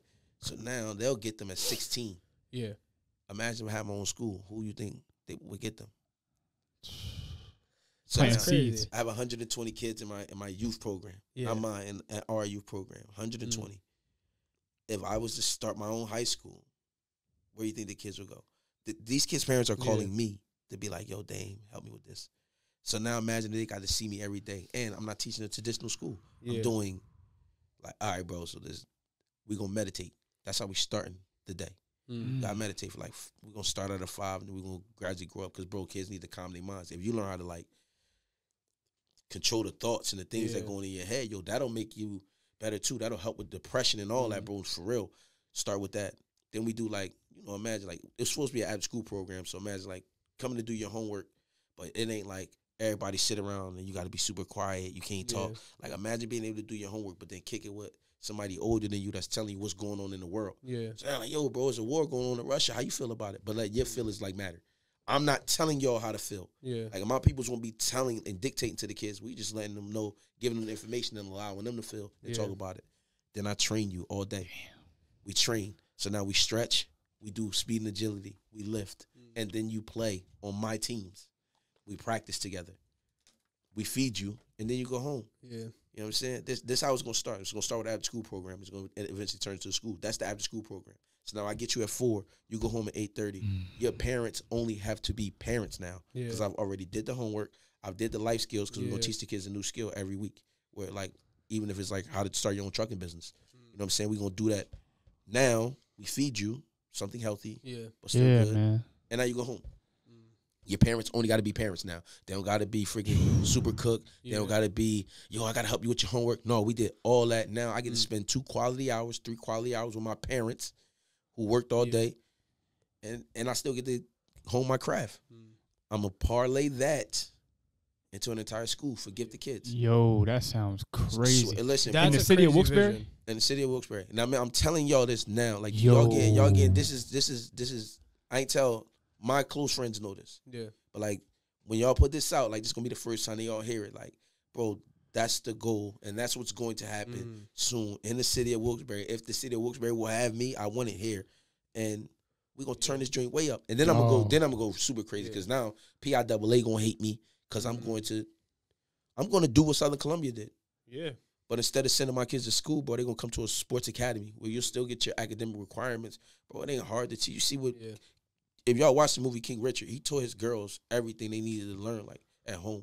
So we could teach the kids the stuff they need. Like, you don't need to sit and... Yeah, man. When did you ever put 2 letters together to add something in your everyday life? And you live a grown man life. When have you done that? Never. So why am I going to waste an entire year teaching you that? When I could be using that same year teaching you about taxes. Teaching you about like real economics, like how to pay bills, how to not have to use a bank. Yeah, there's a broader reason as to why they don't want to tell people this shit. Of course. I gotta tap in with you about this school, man. For sure. That sounds like any way I can contribute. That sounds like the coolest thing I've heard in a minute. It is going to happen, whether they let me do it or not. Like it's that's my ultimate dream. That's the vision, huh? Yeah, bro. I want to have my own school because then I can do things my own way, and I can keep kids now. And now I can get kids from all over. Because if it's like a private, if I do it as a charter school, I don't have to just take City of Wilkes-Barre kids. So now all these kids, because bro, I got kids from Wyoming on my team. I got kids from Scranton on my team. I got kids from like bro, we got kids from all over. Dallas on our team. So now imagine you get to come to high school now, but in a safe environment. Yeah. Where you learn this stuff a little different. You still learn it, but it's just a little different, bro, and we ain't cutting no corners. And now you get to train at your art. And I'm going to get the best coaches. I'm only getting coaches that I know is beasts. Like that I see with my own eyes. I scout my own coaches. I brought every single coach into the Wilkes-Barre Wolverines organization. Every single one. It's 16 of us. Personally. Went to them, yo, I like what you're doing. I think you should come with us. Like I missed on a few, but bro, I'm batting like I'm hitting like 89, 90% with my coaches. You seem to be a good talent scouter. Yes, you bro. You scout talent pretty well. Heck yeah, I know what look good and what don't. I know what suck and what don't. We got to get tapped in with you with that school. Come on, man. Let's go. School. We could be up there, the go-getters teaching media, teaching the kids how to do it this internet route. You know what I mean? Make money online, you know? Make money before they got like, so now, your parents don't got to work as hard, bro. You ain't got to worry about killing yourself. Yeah. We could teach them how to get their own money. Yeah. That's what they really don't want. See, that's why we're going to have to be small because they ain't going to like this. They're not going to like that. And watch how many kids want to come to my school. Gravitate towards that. I mean, listen, it's a...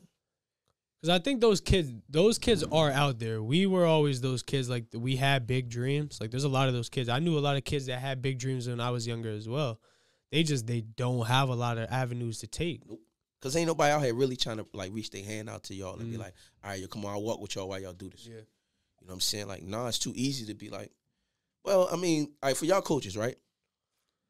No offense to them, but this is really how it goes. I learned this at a seminar. They're usually teachers, which we talked about, who's getting an extra check. So they've been in school all day. Now they have to stay at school another 2-3 hours, depending on their coach. When they go home, they have families. Yeah. You think they got another 2-3 hours and now send out y'all film to coaches or reach out to coaches like, hey, I'm from such school. I have this kid. Nah, they don't have the time. No. And if they do, they only have the time for like 1 or 2 kids. Yeah. That might be, their kid or their nephew. They ain't doing it for every kid. So now it's like 95% of the team getting left to the wayside because the coach is tired and the other coaches don't care. They going to drink after the drink. They ain't trying to make sure y'all go to college. Nah, bro, that's corny. I agree. No, we're doing that. See, like once you lock in with me, bro, it's for life. Like, I'm seeing you off to college. Like, they be like, yo, Dane, what you want? When I want a T-shirt from the school you go to. That's it. You don't got to give me, I don't need no money. Yeah. The money going to make itself, bro. Like, our foundation, we going to give out a scholarship to kids that's trying to go to school. Like, that's unique, Coach, because a lot of people just do this shit. If they even can do it for anything, they do it for money. Nah. If they could do it for anything, money going to come. That's one of them things that people would do it for no matter what. And it ain't going to work. Like once it become a money grab, all right, so if you going to get down with me, part of my thing is it can't be for the money. Yeah. Because if you trying to do it for the money, like, it's so many ways to get money. We can't use the kids. I'm not using the kids to get money. You know what I'm saying? Like, I'm going to get money. Important. But yeah, nah, I don't want to. That's why I struggle now, because, bro, I don't even want to charge the people. So you come to my academy, which will be an after school program, and then I'm going to try to get the kids money to pay for these events. So now we put them in the CYC league, right? You play with under my team name, but I pay for it. So now you don't got to worry about paying $80, getting 1 45-minute practice, and then having to play a game against kids that be playing AAU. Nah, bro, now you practicing every day too. Now you got coaches that actually care, that know what they're doing too, because now I can pay the coaches. Like, I'm going to, like, everybody gets paid in this. That's another thing, because we do stuff for money, but, bro, I mean, you got to survive. We don't get paid money to coach out here. Yeah. Like, it ain't. You know what they paying down south? Texas and shit like that. How much those coaches get cost? Well, in Georgia's where the real money is. Georgia, they making like 6 figures. Really? Like high school coaches? High school football coaches? Yo, look at it, man. They making 6 figures down there. Look it up. What does a typical high school coach make around here? I don't want to talk crazy, but I'm going to say he don't make no more than 7,000. I heard that number too. That might be, maybe I'm lowballing it, but I doubt it. They not making no real. All right, so then that's another thing, bro. I'm not really. It's the difference if you paying me 70, 80,000. Yeah. And now all I got to do is coach football too. Like, they paying some of these jobs like just for football coaches. Like, you ain't even got to teach in the school. Wow. But yeah, man, they ain't no money out here. They recycle the same people, and you got to pay well for a job. So it's not like you're just doing it for money. A lot of people don't need to just do it for money, but you need to get paid, obviously, comfortably to do what you're doing. You got to get compensated. But when it becomes all about the conversation, like, I think you lose some of the. You lose what? Yeah, like, the actual where it started from. Like, see, I ain't start this for the money. I started this just to make sure kids. And when you start doing stuff because you love it, you get money from it. Yeah. Like, bro, I never expected nobody to pay me for a hoodie that got my last name on it. Yeah. Bro, there's so many people walking around with just my last name. That's the goal. I see it all the time. Yeah, bro, I'm trying to lead my, like, I'm when I leave this place, like, it's going to be better. That was my one goal. Like, dang, now you trying to make me really think of my dreams. My dreams would be like, yo, I want to lead this place better than how I left. I want to be able to, like, drive around the streets and honk my horn at people because I know mad people. Yeah. Like, I want to be able to call, if something happened to one of my kids, I want to be able to call all around the neighborhood to make sure they're safe. Like, I want people to watch out for them. Those are some of the dreams and goals I had, like, why I do this. So I can go in any hood, or I could talk to any gangster, any gangbanger, both sides, Bloods or Crips, and I can hopefully, like, stop them from taking one of our kids away. Why do you think you're so big on, like, the community? Like where does that love, like, for, like, just that broad love for people come from? Well, that could be big for people. I've been here for, like, come on, like, since 97. Yeah. So that's over 20 years. I grew up here. Now, I spent my young adulthood in New Jersey, like, from all the way up until 19. But I grew up. I became, like, a man here. I started a family here, like, and I worked at the after-school program. So the kids that I had at the after-school program are now grown. Yeah. And now I met so many people. Like, I'm watching all these little kids. Like, I got so many god kids and nieces and nephews running around out here from just people I met out here. You know what I'm saying? Like, nah, I can't treat this place like, oh, it's just Wilkes-Barre. And I hate when people say, like, try to trash Wilkes-Barre. Like, nah, bro, it's a solid place, man. It has a lot of potential, too. Yeah, it saved my life. A lot of potential here in Wilkes-Barre City. And it could definitely blow up. Yeah. Like, bro, driving around here, you see how much abandoned buildings it is. Oh, my gosh, bro. But do you see all the stuff that they're doing, too? Like, they're building, like, is it something new getting built in Wilkes-Barre every day? Yeah, nah, you got to. You got to, man. Like, we behind in the times. Yeah, man, like, we got to change that narrative. We lacking so much. Like, that's the reason, another reason why players, like, yo, we just, the landscape of football, like, when you want to do something out the box, like, when you think about throwing the ball, people look at you like, you really crazy. Yeah. Like, oh, shit, what you mean you want to pass the ball? Yes, bro. Like, do you see what they're not running power I and too tight. And that's not the dominant sets in these colleges. Yeah. So, you're putting our kids at another advantage because they ain't even running the offense that these kids is running. So when I say, all right, my 9-year-olds, we running the spread. Deal with it. And if they can't deal with it, then I'll just start my own school. Like that's when I've been on. Like, if I can't do it with you, I'm gonna do it without you. Yeah. So if I'm trying to like work with you, I work with the high school. I'm with them kids. But then if it started to be like they don't want to work with me, nah, I'm gonna do it myself. Swear to God, like I'm not letting nothing or nobody like derail what I want to do. And you can only water a seed so much. Like, you could tell somebody something 1,000 times before it resonates with them. You gotta let people grow up, and then they'll come back to you. Obviously, if they It's that's too what they late, want. It's too late. It's too late. Then. I still mess with you, but you can't like once I extend my hand business wise, and then you say no. Okay, no, I get and it. like that, like I don't wanna do business with you after. You know what I'm saying? Like, and you make like enemies along the way, but guess what? What these people don't realize, the people that get upset with me be like, yo, I ain't gonna send my kid to Dane. I'll do it myself. Yeah, I still win because the kid working out. Yeah, I don't care about you. Yeah, I want the that's kid just to the work petty out stuff. because I want the kid to be better because I want the whole area to be better, bro. Not just my team. It works out. That is my team that's good. But no, bro, I like when all the teams in this area good because then the football is good. Then the kids is good. It bring more eyes here. Yeah. It don't do me no good for just my team to be good. Yo, bro, you know how many coaches I talk to and I tell them like the formula to get their organization up to where ours is? I tell them this. My competitors. Free game. These dudes think I'm crazy. Like, my coach be looking at me like, damn, why you talk to them? Because, bro, it has to be, like, if everybody good, then it raises the whole level of play out makes here. everybody better. But I don't want to just go beating up on some of these teams, like, just to say I did it. I hate blog games. Like, I like to be challenged mentally. Yeah, no, I agree. So we play, you know, the Coach Ramen area, Fonte. He coaches against me in flag football, which I wasn't going to coach flag football, bro. Like, I like to just put my teams in and like to oversee it so I can go around and help the kids where they need it. But now I had too many, like, little kid requests to coach. So I coach. It's supposed to be 6 and 7, but I got a 4-year-old. I got a couple 5-year-olds.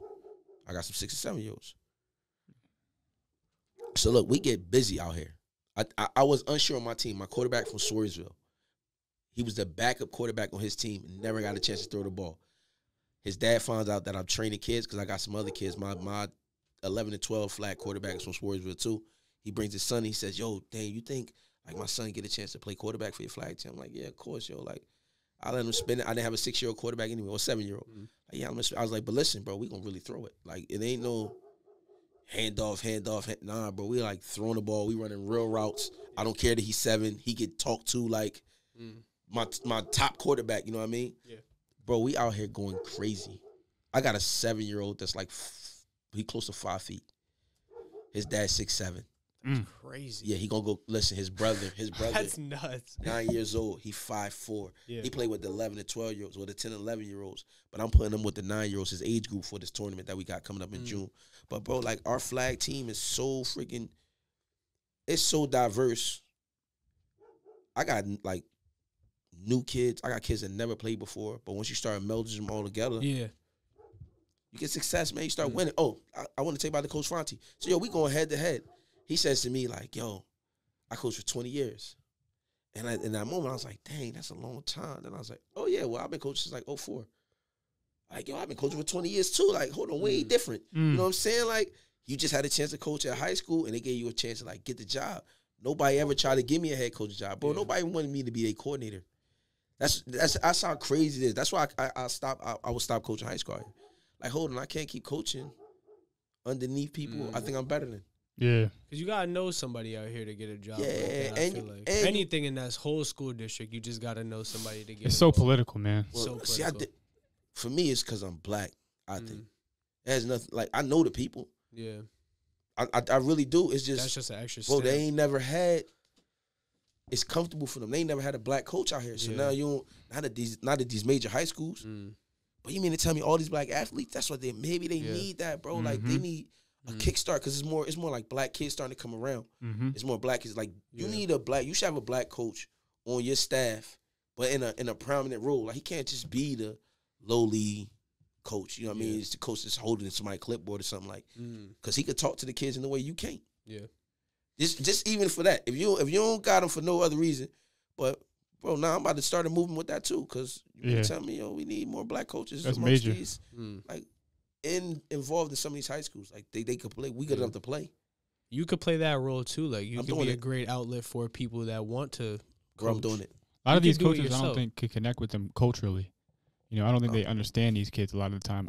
Some of the teachers that I work with, and I see like the young black kids in class, it seems like there's a disconnect. Like they don't understand where they're coming from, what they got going on at home. Like it's a different kind of environment that these two people grew up in.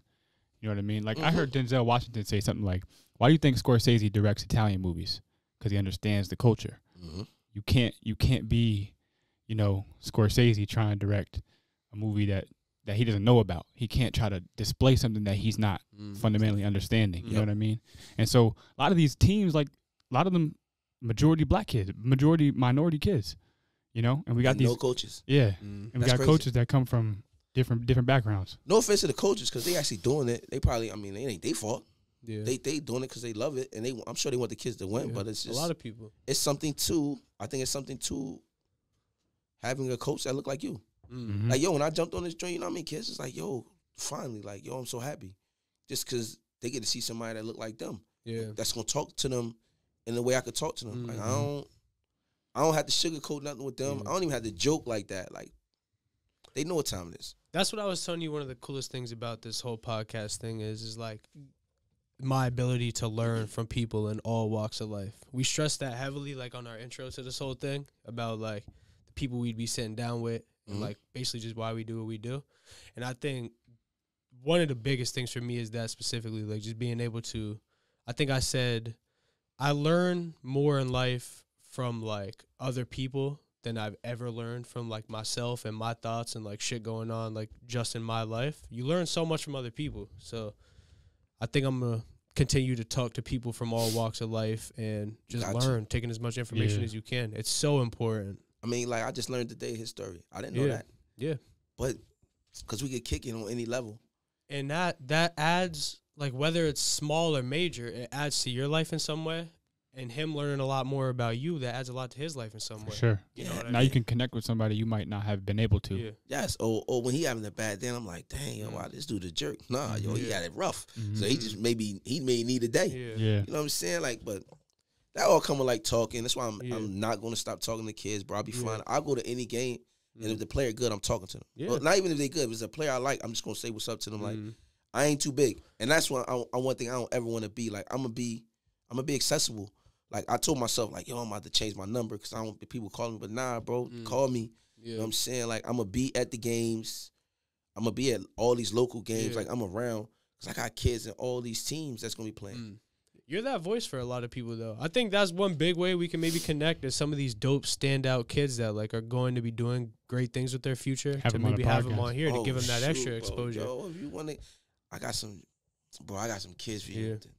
Yeah. If that's like, for sure. I was thinking today of bringing one. People. I was thinking about bringing one today. I was like, let me call one of my little kids and take them with me because I don't want it to be about me, but I ain't know how it was going to be, and it's kind of late. I don't want to keep the kids, and I got to keep the kid, but.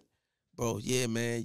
I got some dope athletes like that that like got great stories too. Like some of these little kids, like they life be rough. And that can help like a lot of these kids around here that don't have like that somebody out there that's speaking to them from their perspective. Like a lot of kids don't have that. They just get it from people older than them. You know what I mean? Nobody like those young kids don't have like that person to relate to, I feel like. Well, they getting like talked down to. Yeah. You know what I'm saying? Like, because when you're older and you're a parent, you trying to like tell them. Yeah.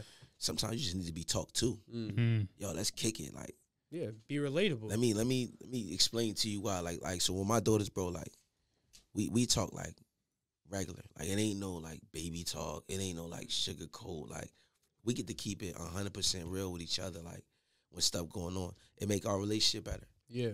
And, bro, I got, like, 5 daughters, so imagine what my crib be like. You know what I'm saying? Like, my son, like, he getting back into sports, but he don't play football. He would have been a dope football player. You play basketball? Yeah. Is that why you're big enough? Well, he won a trial for the Wolfpack, and I think the coach going to give him a shot. He good enough to make it.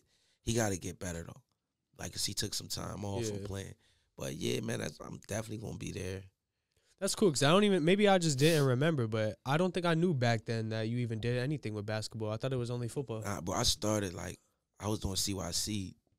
I was having, like, 4 teams. I'd be in the CYC all day because I ain't want nobody to coach. I ain't want a dad that just wanted to be around his son to coach my kid. Like, I wanted somebody that's going to actually teach my kid and the other kids how to play. So, bro, I started doing that. Oh, I coach basketball at Sim, too. That's cool. How'd you get into that? Because that seems like a pretty prestigious school, like, alone to get involved with. At least for football, because I know they have a pretty cool football program. I think they're like, their assistant coach was friends with, like, one of my coaches. Saw me at a game, asked me if I was around and wanted me to, like, just wanted to know if I wanted to coach. I called him. It was easy to. Like, I ended up coaching with a coach that coached against me in college. Yeah. Like, he ended up being my coach there, too. But that sim dream was hard. Oh, while I was there, they liked me. And they was like, yo, you want to do basketball, too? I was like, heck yeah. Like, I was like the JV coach. And then I sat on the bench. Yo, funny, the coach there now, he coached 8th grade. He don't like me for some reason. Matter of fact, no, I know why. Because, bro, I would try to beat him in practice. Yeah. Like, he would give me, like, the second string. Nah, bro, I'm trying to win. Yeah. Like, 1, we suck. Yeah. 2, I'm not. I would try to draw up plays. Like, we went to Sixers camp. I started coaching basketball because of Sixers camp. We would go to, like, Sixers camp in the Poconos, yo. I don't know if y'all know Lance Thomas. I had Lance Thomas. I used to play for the Knicks. I had him at, like, at 15. Bro, my team for, like, we was in the NBA, so I had, like, the 15 to 18-year-old group. It was just me. I was 21, 22, and it was, like, 3 basketball coaches that coached for high school. So, of course, they thought they was going to drag me. For real, bro. They thought, yo, I'm about the dog. He the only one that don't coach. Like, I was heavy football. I was telling these dudes I'm a football player. Yeah. Man, I beat the snot out of them all week. I had Lance Thomas. I had another 14-year-old. Like, I had Lance Thomas. He was like 6'5" at 14. I had another like 6'4" kid from Philly. I had another like 6'3" kid. I had my guard. He had long blonde hair, like Sunshine from. But he was so good. And then my backup players was good. Like, I had my backup player was like 6'2". Yeah. Like the bench. Like, my whole team could play. We dogged those basketball coaches. They were so mad at me, and that's not. I kept coaching after that. Got into the CYC, and then but I coached everywhere. I coached for the JCC with my Sky Elite, Sim. Did I coach with GAR? I don't think I coached with them. And then now with the Wolfpack. Oh yeah, because I sat on the bench the first year for the Wolfpack. I sat on the bench. I was coaching like freshman. Bro, they gave me the worst team. Yeah, you were involved with Myers too. Yeah, football. That's like how I met you. Just for football, because like. That's because of Joe Bitzer. You remember Bitzer? Yeah. All right, so Bitz put me on. You know what I'm saying? Like, he was my like plug. You know what I'm saying? He was like, yo, Dan, you gotta get into this. You know what I'm saying? And then when he took the offensive coordinator job, I was like, yo, I'll come coach with you. But he like got me into. He was my freshman head coach my first year playing football. Bitz is. I'm trying to get him. When he coming back, he said he gonna be down with me. Yeah. He had that too. Like, the kids really respected Bitz when we were dope, young. Man. He the best person to know out here to me. Like, he know everybody. Yeah. In all walks of life, every color. Like, you know what I'm saying? Like, yeah, he was dope as well. Rest in peace to his grandpops that just passed too. Wow. But Bitz is the freaking. He's the man. I like Bitz. Yeah, man. I met some dope people, but like him and Jerry. Like, Jerry been like. Yeah, I work with him. I work with him still. Jerry used to kick when I first came up. I used to work out at Myers. McGroarty? Yeah. Coach McGroarty.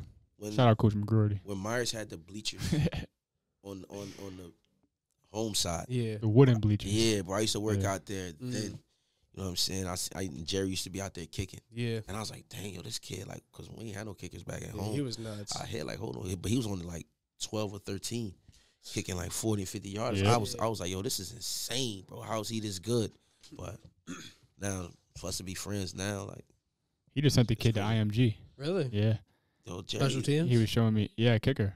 That's Jerry nice. The truth, man. Yeah. Especially at that like, position. You might want to get Jerry up here. Like, bro, he dope. No, he's really cool. And like, he went D1. He got, like, stories for these, too. Played like, at Buffalo. Yeah. I respect the counselor role in the school because somebody like him was really cool and he looked out for everybody. Like, having, like, those people like that in a school where you feel like a lot of people are your enemy, like, teacher-wise, it's good to have somebody like that in the school. Yeah. He was heavy. Like, he a heavy kids advocate. Like, he pro kids, like, to the T. I remember he would always come dripped out to the tee in the shoes every day. Remember? The slick back hair. Oh, Jerry's sneaker collection, crazy too. Yeah. Oh man, yeah, man. But it's some dope people, and I want to connect y'all with some dope people too that could come up here and for sure y'all could talk to. Like that'd be dope. Because one thing for us is we're trying to like. One thing big with this first push of the podcast that we're trying to do is open a lot of doors and find like a lot more people in Wilkes-Barre that are just dope as shit and like people that we'd want to talk to, because we know that we have a few lined up. There's a few more people that we're going to be talking to, but it's gonna start getting pretty dry in Wilkes-Barre. So there's a lot. I think there's a lot of them out there though. That's I think what I mean. sleep So on that. we need to connect and network with a lot of people, find a lot more people that we might have never heard of before. yeah, there's so many like diamonds in the rough out. Yeah, that's just sure. sleepers, yo. Like, bro, it's so important. No, they here. But the future of this place could be like amazing, and that's one thing like me and him try to talk about pretty often is like just the future of this place and like the potential that the city has to offer for the community. Because I think it's big, and a lot of people don't look at it. Like we were talking about earlier, how everybody just says, "Oh, like shitty Wilkes-Barre, nobody cares about this place." I'm trying to move. I'm trying to get out of here. Yeah. This and that. But like, why go throw yourself in a bigger pond somewhere where you might have a way harder chance of making it than starting it here and being a pioneer here yourself, setting the bar yourself, I mean, getting it going, and then give the people a way, like a path to follow. Because people don't be want to do that. Nah. They just want to run, I think. I just think they want to run. Yeah. Well, I mean, not for some people, like, yo, when you be somewhere your whole life, like, change is kind of like, all right, yo, now I want to see something different. That's and true. ain't nothing wrong with that. That's but, true. I don't know, you can't be about the city or say you trying to make change and then, like, leave. Yeah. I thought about, yo, bro, I was like, I had my foot on a plane to go to Florida. Like, I had an offensive coordinator job and, like, a job in a school. Ready, bro. Ready. All I had to do was get on the plane. I could have been down there as soon as, like, March. They wanted to hire me on the spot. What was the deciding factor for you? My kids, my wife, and the city. Yeah. I couldn't tell. Like, I started to tell, like, some of the kids, like, to prep them, like, yo, coach, they might not be here this year. Yeah. You know what I'm saying? But, nah. The thought of it, bro, I'd have been sick. Yeah. Even though I'd have been doing something I really wanted to do, like, with my partner. But, nah, bro, I'm a finisher. You know what I'm saying? Like, so everywhere I start, for lack of better terms, we stink. Yeah. Yo, every team I've been on stunk the first year. And I just stay with it until we get good. You know what I'm saying? So I'm not going to really feel comfortable leaving here until I got a state championship under my belt. Yeah. Or maybe like a couple. Because if I win it once, because if I win it once, I'm going to think it's luck. Yeah. You know what I'm saying? Like, nah, I need it like 3 to 5 times. Yeah. I get like 3 to 5 championships, then I'll be like, all right, yo, like, I did what I can to do. You know what I'm saying? We start the school up. Because I went to school. I'm going to have a bunch of them, bro. That's one of the coolest ideas, like that whole school thing you were talking about. That's one of the coolest ideas I've heard in a long time. Bro, they doing sports academies. I'm sorry for cutting you off, but they doing sports academies like out west. Yeah. And probably down south and definitely overseas. Yeah. That's why they making all these pros, because like they not wasting their time. Yeah. Writing novels. English. And essays. Yeah, like, nah, all right, bro, let's shoot some jump shots. You can still fulfill your academic requirement, but you don't have to be in school for 6 to 7 hours. Yeah. You can use that time to be working out and getting better. So imagine if all our kids got to train, bro, in Southern Columbia. That's all they doing. Like, they have a small community. They funnel their kids all the way through. They teaching their kids the same lessons, and they probably giving them, like, more advantages that we ain't giving them, because they city's so small, they just back behind whatever they doing. We would need Wilkes-Barre to get behind me, but even if they don't, like, they ain't gonna have no choice. Like, bro, I'm not gonna leave them like an option to do this. This is happening. Yeah. The kids is going to get a chance to like be in a real prestigious state-of-the-art facility. Yeah. I don't care how much it's gonna cost me. And then we gonna win like a bunch of state championships on every sport though. Like, it can't, because I'm about to be heavy with the girls, because I got 5 daughters. Yeah. So we going like field hockey. We about to take over. Women's soccer. Crazy. I'm trying to take over. Tennis. Trying to take over. I know Sim got a real good tennis team, but nah, bro, I know I got some super athletes. Women's basketball, I want to take over. So all the sports, like swimming. So that's like your primary thing, like the whole coaching thing, because I got to imagine, like, you got to be a busy man the way you are now. I don't want to coach. You don't want to coach? Like, nah, see, if I could just oversee this and then get, like, good coaches in there, I would just go around and, like, help them. making it happen. Like, all right, so if I was the head coach, I would just be like, I would have the dopest coordinators, and my coordinators would get jobs. Like, I would just go keep finding the next best, smart young guy that can elevate my team, and then boom, all right, you use this to now go somewhere else and start your own joint. You know what I mean? Like, I don't want to keep nobody here, and I'm not gonna just have people here just for the sake of them being here. Like, it's gonna be to progress them so they can like start their own joint. Like, I don't tell my people, yo, don't do this. Start this too. Yeah. Or use my joint, and if you want to like parlay it, like my one coach, he taking my team to another tournament tomorrow. I don't know if he using my name or not. I don't even care. But if it's something he doing like to progress the kids, yo, go ahead, do it. Yeah. Well, that's what this is. I don't want to stranglehold on this. You're just not gonna be able to say Wilkes-Barre, like, you're not gonna be able to talk about the rise of Wilkes-Barre without mentioning me. Yeah. It's gonna be in the book. Damon Saxon. You're gonna, or now I'm gonna have my name is going to be, bro. I'm gonna have my own building out here. My name's gonna be immortalized. We're gonna leave like I'm gonna leave my legacy here. Like yes, sir. Tree. Scholarships. Yeah. Love that shit, man, for sure. Bro, the school gonna be state of the art. Like we're gonna bring all that. We're gonna catch up. That's all they doing. Yo, all these cities, bro. These cities don't beat us because they got stuff that we don't have. They got like turf. Like in Dunmore, bro, they got a turf field, like just a turf park, though. It's just a turf park where you can just go there. We don't have that down here. It took somebody wanting to do that to go out and make that happen for it to be there. Yes, like somebody got to say something. It takes, like hell yeah, we were saying before, people just run from it, man. You got to be able to find a way to plant that seed here for the kids because it seems like you're very rooted in, like, your love and your passion for the kids here. So, you know what it is, Kev? They think I'm crazy. And I used to, like, be scared of that. Like, so that's why it would scare me from telling people my idea because, you know, you don't ever want to be looked at like crazy until now. Like, now I'm cool with being crazy because to me, you crazy for not thinking it could happen. Yeah. You crazy for not even wanting it to happen. Why would you not want, bro? I'm trying to get this thing crazy out here. Like, it should be coaches coming in like, yo, Dane, who the next, who this? I need this. I need a wide receiver, y'all because I got a wide receiver for y'all, bro. I'm telling you, he's going to be the next. I ain't going to tell you his name. But I'll tell you off camera. But he gonna be probably the best player to come out of here, defensive back wise, in a long, long time. Like he's going to be a Division I like safety corner. He get to like 6 feet. Like bro, he hit like a truck. He run. He mean and nasty. But he goes like he loves to play the game. Yeah, I'm telling you, I got like 10 of them that I'm hiding. Like I'm not even hiding. They just play with me. Yeah. Bro, we got the. Damn, it's good that it's there. Y'all got to come to. I would say y'all to come to this flag joint, but it'll be a waste of time because I really think we're gonna go crazy. Like I got 4 teams. Yeah, I got 7 teams. I got 2 first place teams, 3 second place teams, a 3rd place team, and a 4th place team. And the 4th place team got the same record as the 3rd place team. That's the only reason they 4th. Like, bro, we went up to Dunmore and took it over. Yeah. Swear to goodness. All these people think they think we like professionals. They don't even know, like, but we ain't even really put the real work in. Like, some of these kids I just threw together because I didn't want to cut them.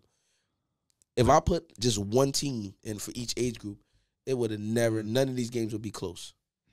All it took, though, was your want. That's like what I was trying to get at before. Like, all it took was your want to achieve that. To like be able to make it happen and be able to make it happen relatively like you've done it in a pretty short amount of time, like being able to cultivate these kids and whatnot. Nah, bro, this been like a 10-year. This been going on for 10 years. So it is a long. It just looks. Well, it appears like that. Like so, you see all this Wolverine stuff. Like so, it appears. But bro, we was like the Heights Packers when I started. Yeah. Then we was like.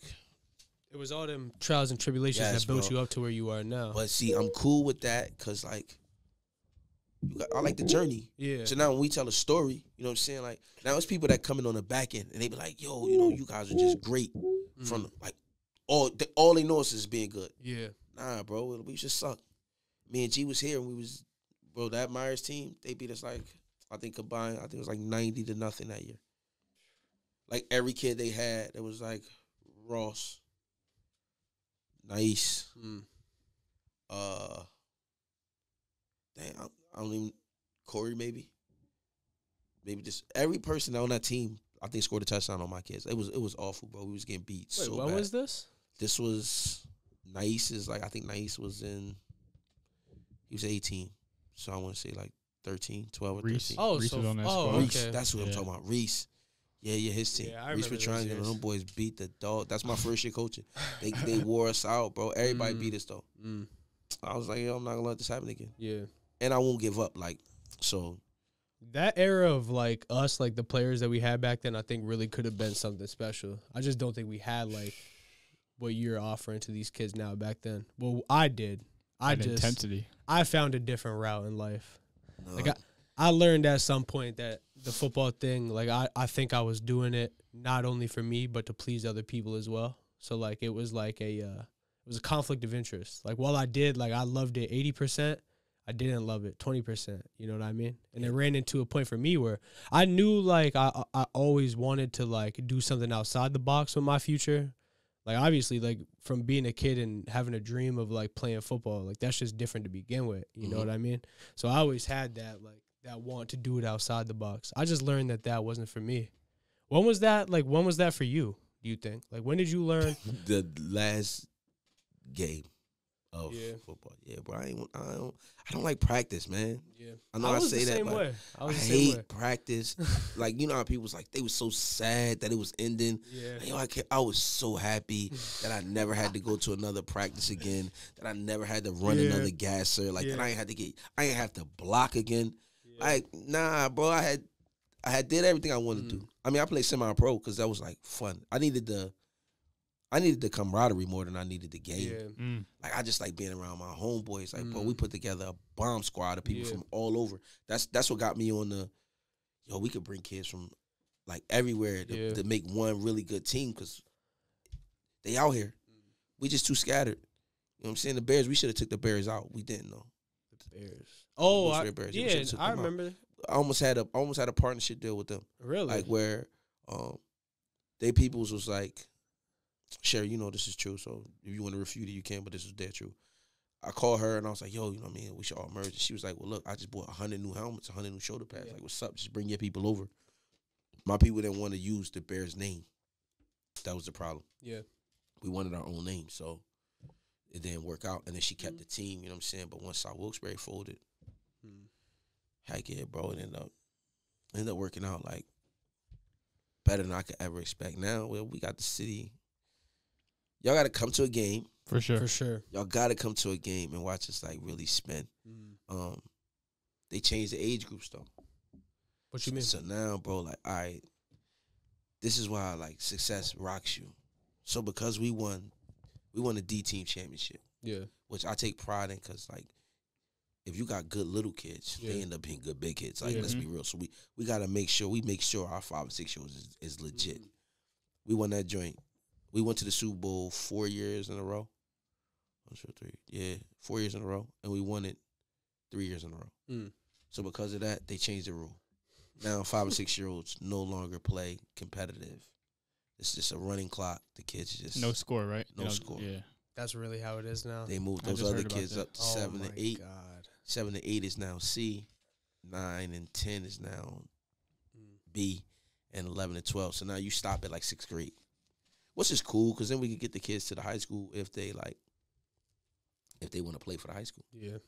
Now you got to get like, that's why high school big. Like they should be like running to the high school. You know what I'm saying? Like I can't wait to like get to high school. But now they got a bunch of kids. I'm not gonna front on them. They got like, bro, underclassmen. They got, freshmen, 7th, 8th grade. They probably got like 60, 70 kids. They got to be able to retain them, and then work with them. Like, so they need somebody that could keep them and retain them. If they do that, like, Wilkes-Barre we gonna be like formidable. We still need a couple more weapons though. Yeah, in my opinion, like we a couple weapons short of really like going crazy. Like we should. There's definitely potential here. It's just the fact of it being a small area. I think like there's a limit to how much talent could really be. Not like necessarily a limit to how much talent could be in one area, but there's only so many people that live here. Nah, man, it's so many people that don't know about sports out here. But it's new people moving up here from New York every year because you know they like, especially because they advertise this place in New York City. Yeah. You know what I'm saying? So yeah, bro, Sherman Hills used to be on like the bus stops. Yeah, I heard about that too. So then that's how people would come up here and then you can live for free. So boom, bro, they was coming up here. But if we went in Sherman Hills, there's probably like 100 kids in there that don't know nothing about what we got going on outside of there. People live in their own bubble.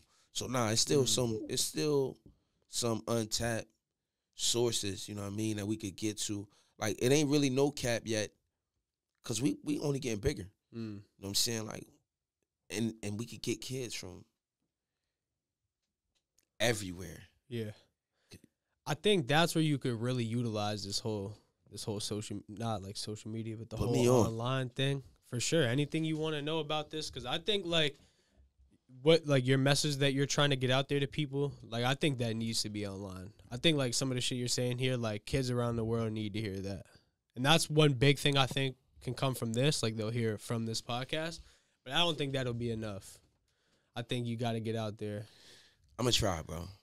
Because I think, like, I mean, you could touch so many people without, I mean, I don't know how much you want to be hands-on, like where you want to be with these kids face-to-face, but these kids could still just hear this message. Like, one thing that was big for me was watching, like, the videos, watching podcasts myself, made me find a love for this stuff, and made me, like, I learn and retain information so much better from, like, shit that I hear online than, like, I do from, like, I don't know, just in-person teacher sitting there talking, and you got to, Because that like, none of that stuff was for me. But when I actually just sit down and listen to things that I care about, I retain it so much better, and it just resonates with me so much better.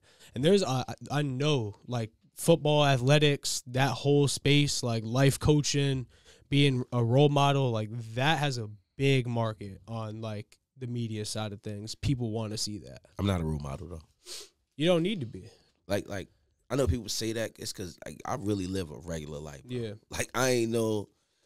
But the misconception is that, like, I probably have a whole bunch of money and I live like, no, bro. I live, like, within my means like everybody else. I just got big. I don't think like that. Yeah. Like, I don't live in my situation, if that makes any sense. Like, bro, I'm always, I'm a millionaire. Yeah. You know what I'm saying? And sometimes, like, millionaire don't come with, like, money, but, like, boy, I get a ton of love in these streets. Like, that's why I can go out there, I see y'all. That feels good. Heck yeah, bro. It's the best feeling ever. Yeah. You know what I'm saying? Like, everybody wants to be loved by everybody. no, it's not that. Like, it's that, you know, you, like, did something good by that person. Yeah. So, like, even if it's people, like, I ain't had the best relationship with, but I might have just did right by them. Like, bro, every player don't like me. You think I wasn't nice to, you know what I'm saying, like, every player, but I try to do right by them. And just knowing that, so people can't be out here saying, like, yo, this dude, like, he screwed me over. Yeah. Or he ain't coached me this good. No, they ain't coached me the same way. He yelled at, he loved me, like, hugged you. Yeah, nah, bro. It's as simple as, like, loving the feeling, like, when you hold the door open for somebody. Yes. Like, just that, like, that sense of, like, the world's bigger than just, like, left and right and hating each other. Facts. You know what I mean? You know what you got to do, though? Like, so when you hold the door open, I don't feel good, like, for the person. I just feel good for me. Yeah. Like, everything I do is because, like, it make me feel good. Like, I used to try to do stuff to make other people feel good. When you find yourself doing that, like, bro, you'll never catch that feeling. Yeah. Because you ain't going to never, like, please them the way you. So now, everything I do be for me. But I do, like, little mind tricks, bro. So I wake up, like, when I go in the gym, every person I see in the gym, I say something good about them in my head. Yo, no matter what. I don't care. Yo, this person out of shape. Yo, I'm happy that you freaking in here, like, working. These are stuff that, like, that keep my mind, like, on a positive kick, yo, like, stupid stuff like that. Yeah. I smile for no reason. And for some reason, bro, every time, like, I dance. I don't know why. I don't know where it came from, bro. I don't even like dancing. But it's always a song playing in my head that, like, give me upbeat. Like, when I'm training the ladies, that's why I know I'm doing the right thing. It's goofy. That means you're enjoying life. Yeah, like, bro, that I'm means, living. like, just the simple things, like, are like, you're getting a kick out of simple things. Bro, I'm living. A lot of people dwell to just wake up in the morning and live life. You know. It doesn't seem like you have that problem. And I think that's the best way to live life is, like, if you're just happy as fuck and, like, you wake up every day and you could, like, live like that, like, where you're just saying, hey, you don't even need to tell them. Like, don't get the good feeling for yourself by telling them a compliment. Just think it in your head. Like, that's amazing. Not a lot of people talk about that. Not a lot of people ever say that. I don't think a lot of people even feel that way towards other people. Nah, because you ain't, you know, we ain't programmed to think like that. Yeah. Like, you Programmed to think about yourself and your family. That's it. I tell myself, like, bro, I do all kind of mind hacks because you got to reprogram yourself. So, like, I stopped saying I'm having a bad day. Like, I don't have bad days. You just may have a bad moment throughout a day. So, like, I use my man, he had a flat tire. Like, dang, that sucked. But he had the money to get it fixed. So, bro, why that ruin your day?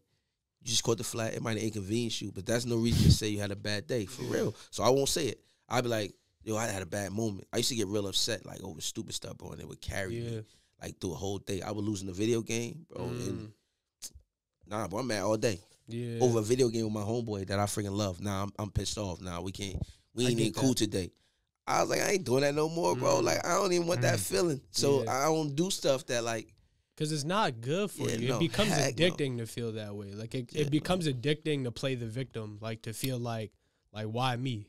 That shit become addicting for a lot of people. You know what F me over? It's because I couldn't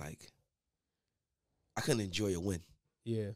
Like, you know how some people win, and you like, dang, like, that felt good, like, to win. No, bro, every time I win, it'd be like, all right, well, you ain't win by enough. Or, all right, yo, you got to win, but you got to be able to beat him again. So now I really know, like, so if I only beat you one time or something, I can't beat you, to me. I got to beat you, like, I need to beat you, like, 30 times, like, straight. So if it's 29-0 and then you beat me on that 30th time, now I go back to the drawing board. Yeah. But I had to like, start, like, enjoying winning. Yeah. Like, stop dwelling on, like, because losses keep me up all day. But now I get a win, and it's like, oh, I was supposed to win. Like, you know what I'm saying? Like, I don't even celebrate that. Nah, bro. Like, when I play this joint with my kids on for flag, yo, I'm going to celebrate. I pray we win, but I'm going to celebrate, and I'm going to enjoy every minute. I told them, like, yo, we out to have fun.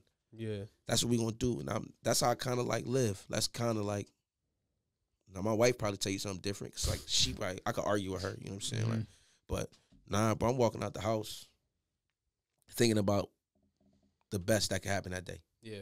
That makes sense. You know, everybody like, yo, what's the worst thing that could happen today? Nah, bro, I'll think about what the best thing that could happen. That's a beautiful way to live, man. You got to just reprogram your mind and think all the stuff you learn, yo, you got to unlearn it. See, I'm happy y'all unlearned it at a young age, bro. I was like, I'm my age now. I'm starting to unlearn some of the stupid stuff. Yeah. Like, always talking bad about myself, always not feeling good enough. Nah, bro, I am. I'm starting to learn that is way easier, I think it's way easier than I ever thought it was back in the day. Because I was very hard on myself, too, growing up. And I would always, like, beat myself up over little shit. And I would let little things, just like you were saying, like a loss in a video game, ruin my day.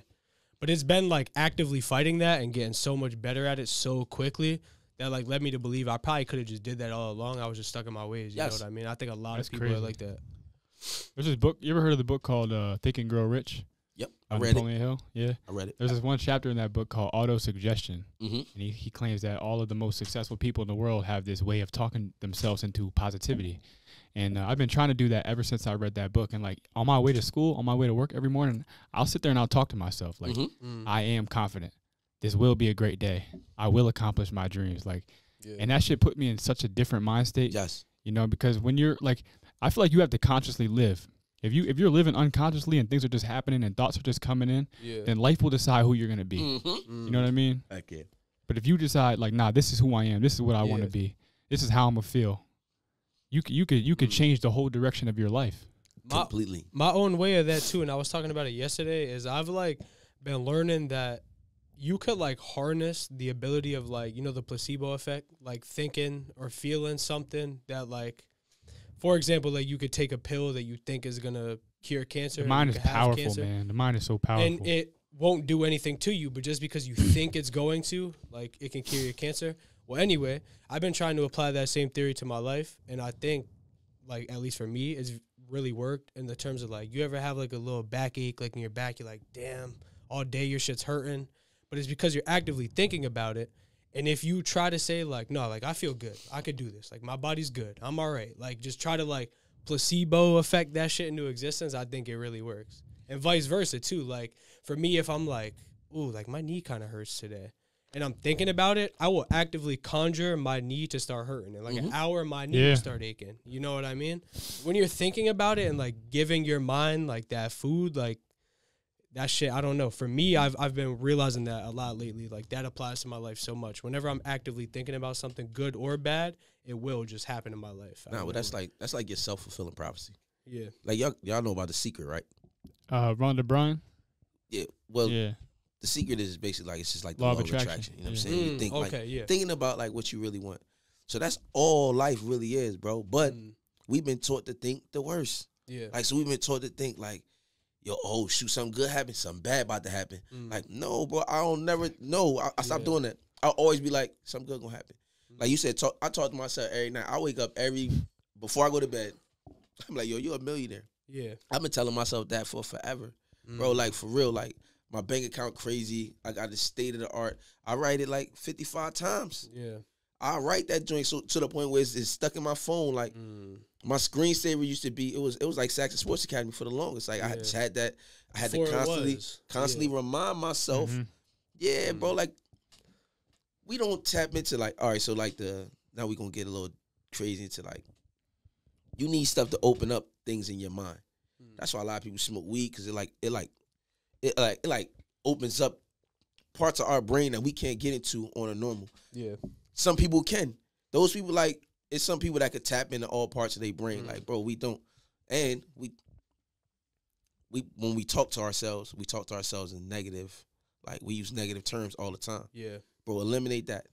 Like, imagine just only telling yourself the best, like, all the time. Yo, man, I know I look good. Yo, or I tell myself, yo, I can get any woman I want. Yeah. Just start saying it to yourself. Like, that's all you got to do. We can train our minds to do whatever we wanted to do. And we can, like, train it to give us the future that we see. Yeah. So, like, the same way you could talk something bad into happen. Like, just think, you be like, yo, man, something bad gonna happen. I could feel it. You could, like, feel something good gonna happen too. But we never do. But it's like that. It's like, man, we love the negativity. You have 8,000 positive comments. We'll only focus on the one negative joint. Like, nah, dub that. It's easier to focus on the negative shit than it is the Well, I mean, because we was taught that it was easy. Yeah. Imagine if you was taught that was like... That was the hard way to live. Yeah, right? like, the only people that really, like, crazy people are like that. Like, no, bro, you supposed to think, like, good every day. Yeah. Yeah, nah, man. That's how you make it. It's like, crazy. That is wild. Nah, Crazy, because bro. every thought, like, everything that happened, you see a skyscraper, you see a school being built, like LeBron built the school. You see crazy things emerging in the world. That was once a thought in somebody's head, man. And it's crazy because they kept on, like, manifesting that, and putting it into the world, speaking it, like, with truth, with conviction. And all of a sudden, shit started happening. It started lay out. All right, I'll tell y'all a perfect example, bro. I said to my wife just today, yo, I want to start a summer program. I was like, yo, I want to do a summer program for the kids. Like, I want to figure out a way to, like, just get them for, like, a couple hours in the summer. Yeah. Bro, I said this to my wife. We get in the car, I open my phone. It's a guy that text messaged me like, yo, I want you to come help me teach kids, like, for a summer program. It was just that simple. Yeah. Like, now the stuff I could say, like, I could tell you exactly what's going to happen, and it's starting to happen. Like, my friends, they tell me I'm crazy all the time. Well, I tell them I'm crazy, but it's like, yo, bro, like, I really know. I can put it, once I put it in my mind and I say it out loud to you, it's going to happen. Yeah. I don't even think about what you're thinking about. Like, if you're thinking it could happen or not. I said it. Now you know. So when it happens, you can be like. What you think that is? Like, do you think that is like it was written shit? Or do you think that that's literally just you actively speaking these things into your life? And when you say it, there's no going back on your word for you. So you just achieve it no matter what. I think it's me talks to my brain and I can talk to my heart. And you know, like, I talk to myself all the time, bro. Like, no, I have real conversations. Like, I'm my best company. The most important conversations are the one you have with yourself, man. So just think, you could talk to your brain. Like, you could tell your brain what to think. Yo, Lo. So if you start telling your brain exactly the stuff you want, the brain will just, like, stuff will start to happen where it'll just lay out for you. Like, that's why I said, like, I don't have to work hard. I don't work hard. Like, because this ain't hard work to me. Like, my hardest part is probably driving around to pick the kids up. That's the hardest part of my day. Swear to God, the hardest part. Like, actually getting physical and telling the kids, that's just my mind. I don't work hard, but I'm fulfilled. Yeah, like, overly fulfilled, and I keep getting, like, more and more and more, like, support and more people. But that's just because I tell myself every day, bro, this is gonna work. And what I'm doing, really, like, it ain't for money, and it's like, it's with the best intention. Like, I don't have no ulterior motive to this other than for your success. But I've been dead, like, steadfast on that. Like, it's all about your success. I don't need no accolades. I don't even like. That's why I don't like doing interviews, because I don't want to talk about it. Like, I'd rather, like, be like a myth that people like, yo, you know, Dave. Like, no, for real. Like, get him to meet me. Like, yo, I want to meet him too, so then like he can help me. Like, I'd rather be like that. That's why I'm hesitant on social media, because I don't want to, like. I ain't want to be like social media famous. I want to be like famous, like, just around here. Even though I know some of that come with it, but I wanted people to be like, yo, if I need my kid to get to where he need to get, I need to find this man. How do I find him? And now I know so many kids, like, and I just tell myself this. One real dream I had was like I used to envision me standing on the field like with like all my kids around, like not my kids, but like just my football kids around, bro. Like I was like, yo, this gonna happen. I don't know when it's gonna happen. This is when I had nothing. Yeah. Like I don't know, bro. Last year I was like, yo, I want to have a flag tryout.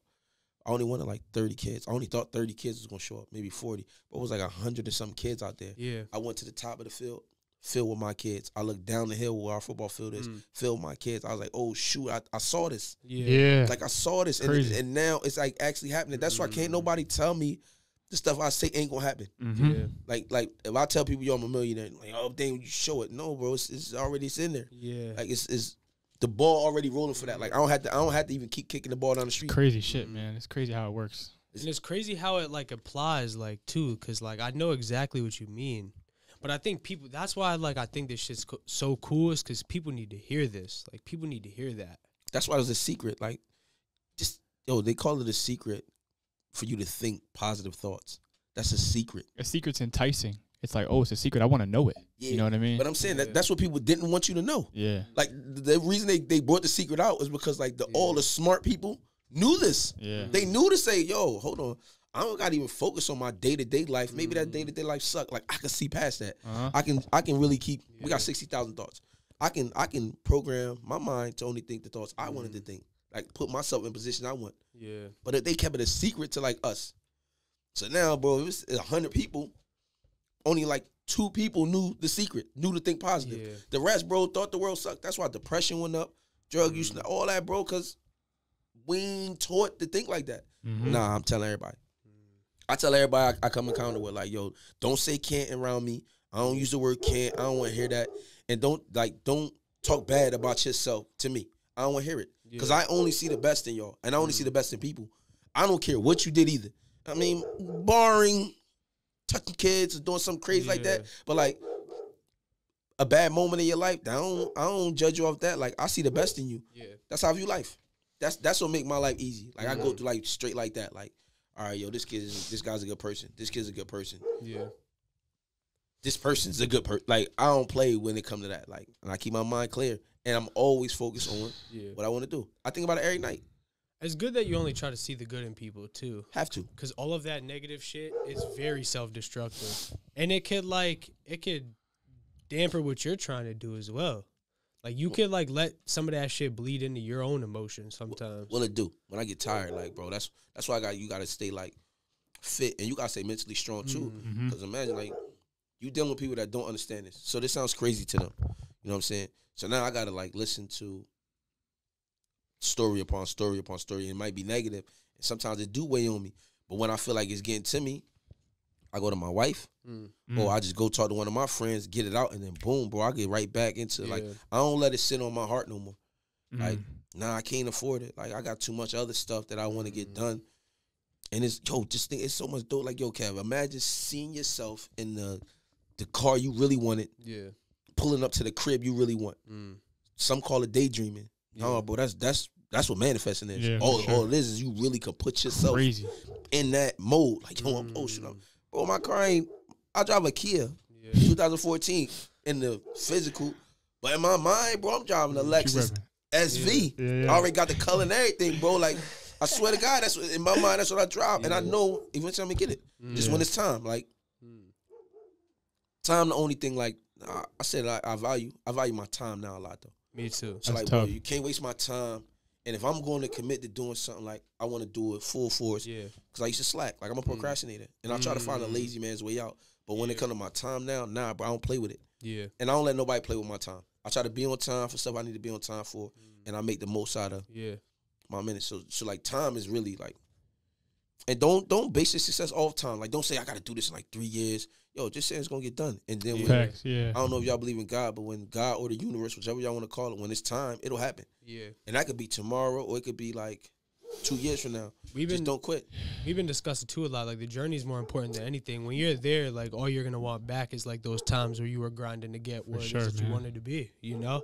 So you can't only look forward to, like, the sunshine and rainbows and being successful and being rich and whatnot. You got to, like, really appreciate all this shit that you're doing now, because that's going to be what you want back more than anything one day. Hey, well, when you get all that, the riches, that's for, like, for me, that's for, like, easier living. That's so my wife could retire. Yeah. And I could pay off my mom's house. They ain't really like, that ain't gonna make me happy. Making sure my wife don't gotta work no more, that'll make me happy. Making sure I'm able to take my kids and coach them on vacation, that'll be happy. That's what the money is really needed for. It's not, the money don't make you happy because you really only got the time. That's what really. That's the true currency. That's the true asset we got is our time. You can't get back. Bro. Heck no. But man, you can take control of it, and you don't have to view it like how it's viewed. Like I don't know, man. I don't play with my time for real, and nobody can tell me I'm not a millionaire. I won't even allow it. Like I don't even know what that even sounds like. Yeah, that's like it's a crazy mentality to have, man. And I think, Dame, I really think you're a cool ass person. I try to be for sure, and that's why I needed to have you on here. And we need to do this a lot more in the future. I think it's getting late. I don't want to hold you up too much longer. We just nailed officially 2 hours. Bro, you gonna get me in trouble with my wife. We just nailed 2 hours. She gonna have to listen to this officially. She ain't gonna believe that I was there for like 2 hours. Well, just for her sake, it's 11:35 p.m. We've been going all night at this shit. Nah, this dope. I can really kick it with y'all all day. Like, I got so many stories I didn't tell y'all. So next time I come back, like I'll tell y'all the story. Most about, definitely. Like, we'll have you back on for sure. I'll tell y'all about the Kings days, like how I started playing. 1700. We were just looking that up. Yeah, man. we were supposed to talk about that. I kicked out the team weight. That's officially 2044. Oh, okay. Because we played an 11th game, but back then they didn't count the 11th game. You know what I'm saying? This is before like they started doing it in the NCAA. This is 2001, but my school counted it. That gym was like 2044. I freaking went crazy in college. How many touchdowns? Because it said 21 touchdowns in the season. I ended with 25. Really? They said 28. I was going to say, it's self-explanatory. You don't even need to. I think it was 25. I mean, don't quote me. I thought it was 25 because I scored 4 in the last game. But like, bro, every demon that we needed to beat from my college or like, so, I mean, we played Lycoming. This is the only story I'll tell y'all. Then I'm going to really get out of here, right? All right, so we playing Lycoming. Bro, they done beat us every year that I've been in school. I'm talking about dog walked us. And this story don't end with me winning. However, they had like an all-American safety. And me and my coach, Coach Manello, he dope too. For me. He argued with me all week about we was running outside zone and inside zone. And against their defense, I kept like breaking it out. Yeah. When we ran against our scale, he's like, yo, I'm telling you right now, Dane, that ain't it. Well, he called me Damon. He's like, Dane, where you run it, it's not going to be open, blah, blah. Again, I'm like, man, I play running back. You ain't never play running back. I'm running to where they ain't at. He like, yo, that ain't going to work in the game. I think like the second play of the game, we run that play. I break that joint outside like I wasn't supposed to. They all-American free safety run up on me. I run him over. Yeah. Another guy's tackling me as the free safety runs up on me. I run the all-American free safety smooth over. I shake the guy that was tackling me. I spin him right off, and I go for like 70. My coach couldn't say a word to me. He never said a word to me again about where to run ever, bro. I gave him like, I think it was like 170. I had like my first 3 weeks of college football as a senior. I had 289, 171, 177. That's how I started my season. That's how I started the season. I was at like 700 yards in like 3 games. Darn near. I went crazy. But, bro, like, it's a bigger story to that. I'm going to save it because I want to tell it to y'all because it involved me, like, tearing my ACL, leaving school, coming back. I'll tell you all the work I had to put in, what I did, like, because I had a resume. Like, so Adrian Peterson came back in, like, 5 months. I did the same exact thing, but I just did it here. Like, bro, the people up here really took care of me. Like, yo, no lie. Like, I had the surgery in January. I was able to run in February. Oh, my God. I was able to sprint in March. And I was able to squat in like March, April, really? like so. I came back by May. I was running like faster than full speed. You know what I'm saying? I was faster. I was stronger. Like I did all this in like 4 to 5 months. That's insane. Swear to God. The typical recovery time of like an ACL tear is like a year and some change. But bro, this is in 2000. So when everybody was getting like they hamstrings took and all that, like they gave me a ACL from a dead person, and then my doctor died. Damn. Yeah, bro. And then my doctor died. That gave me the surgery. Like, yeah, bro. So, like, oh, my God. Man, I could tell y'all some crazy. I'll tell y'all some crazy college stories. And I'll tell y'all some good semi-pro stories that ended up with, like, a jail raid and all this stuff. Bro. Oh, like, yeah. Well, we got to do a lot more of these, for real. Like, we'll have you back on here ASAP. But before you go, tell the people, like, where they could buy this. The merch, obviously. Like, where could they buy that? Local people, how could they get in Facebook? Yeah, just go on our Facebook. I think it's Saxon Sports Academy, the page. Just go in there. You can order like all the merchandise. We got a Saxon Sports Academy Instagram. I'm on Instagram as SSA1 Dame1. I'm on Facebook as just Dame Saxon. So if y'all need anything, y'all can just hit me. We got T-shirts, leggings for women, hoodies of all different kinds. We gonna come out with the sports hoodies.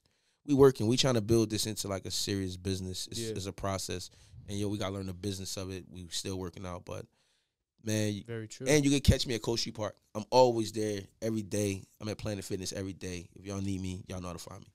Y'all appreciate y'all. I love y'all, man. Thank y'all for having me Coach up here. Dame, I appreciate the wisdom, man. Y'all I love you, man. Thank you for coming to my house and sharing this time with me. I appreciate you sharing your time with me. Say and no Kev, more. Me and my cousin Kev. Appreciate You're a bad man, dude. I think the streets, 570 Wilkes-Barre, they're going to eat this one up. I think it was big. I was really excited for the city to be able to hear this one because I think it was a long time coming. And I think, like I was saying, we're going to have you on here a bunch more. There's a lot more stories to tell. And we got a lot bigger to get to, and we have a lot more people to put on. So I guess we can end on that note. Shit, this has been real. Love. Thank you for coming, man. I really appreciate you doing this for me. Thank you, Dame. Coach Big Dame. energy. I'm That's big love energy. for everybody out there. You hear it. You hear the energy. Goodbye, go. everybody.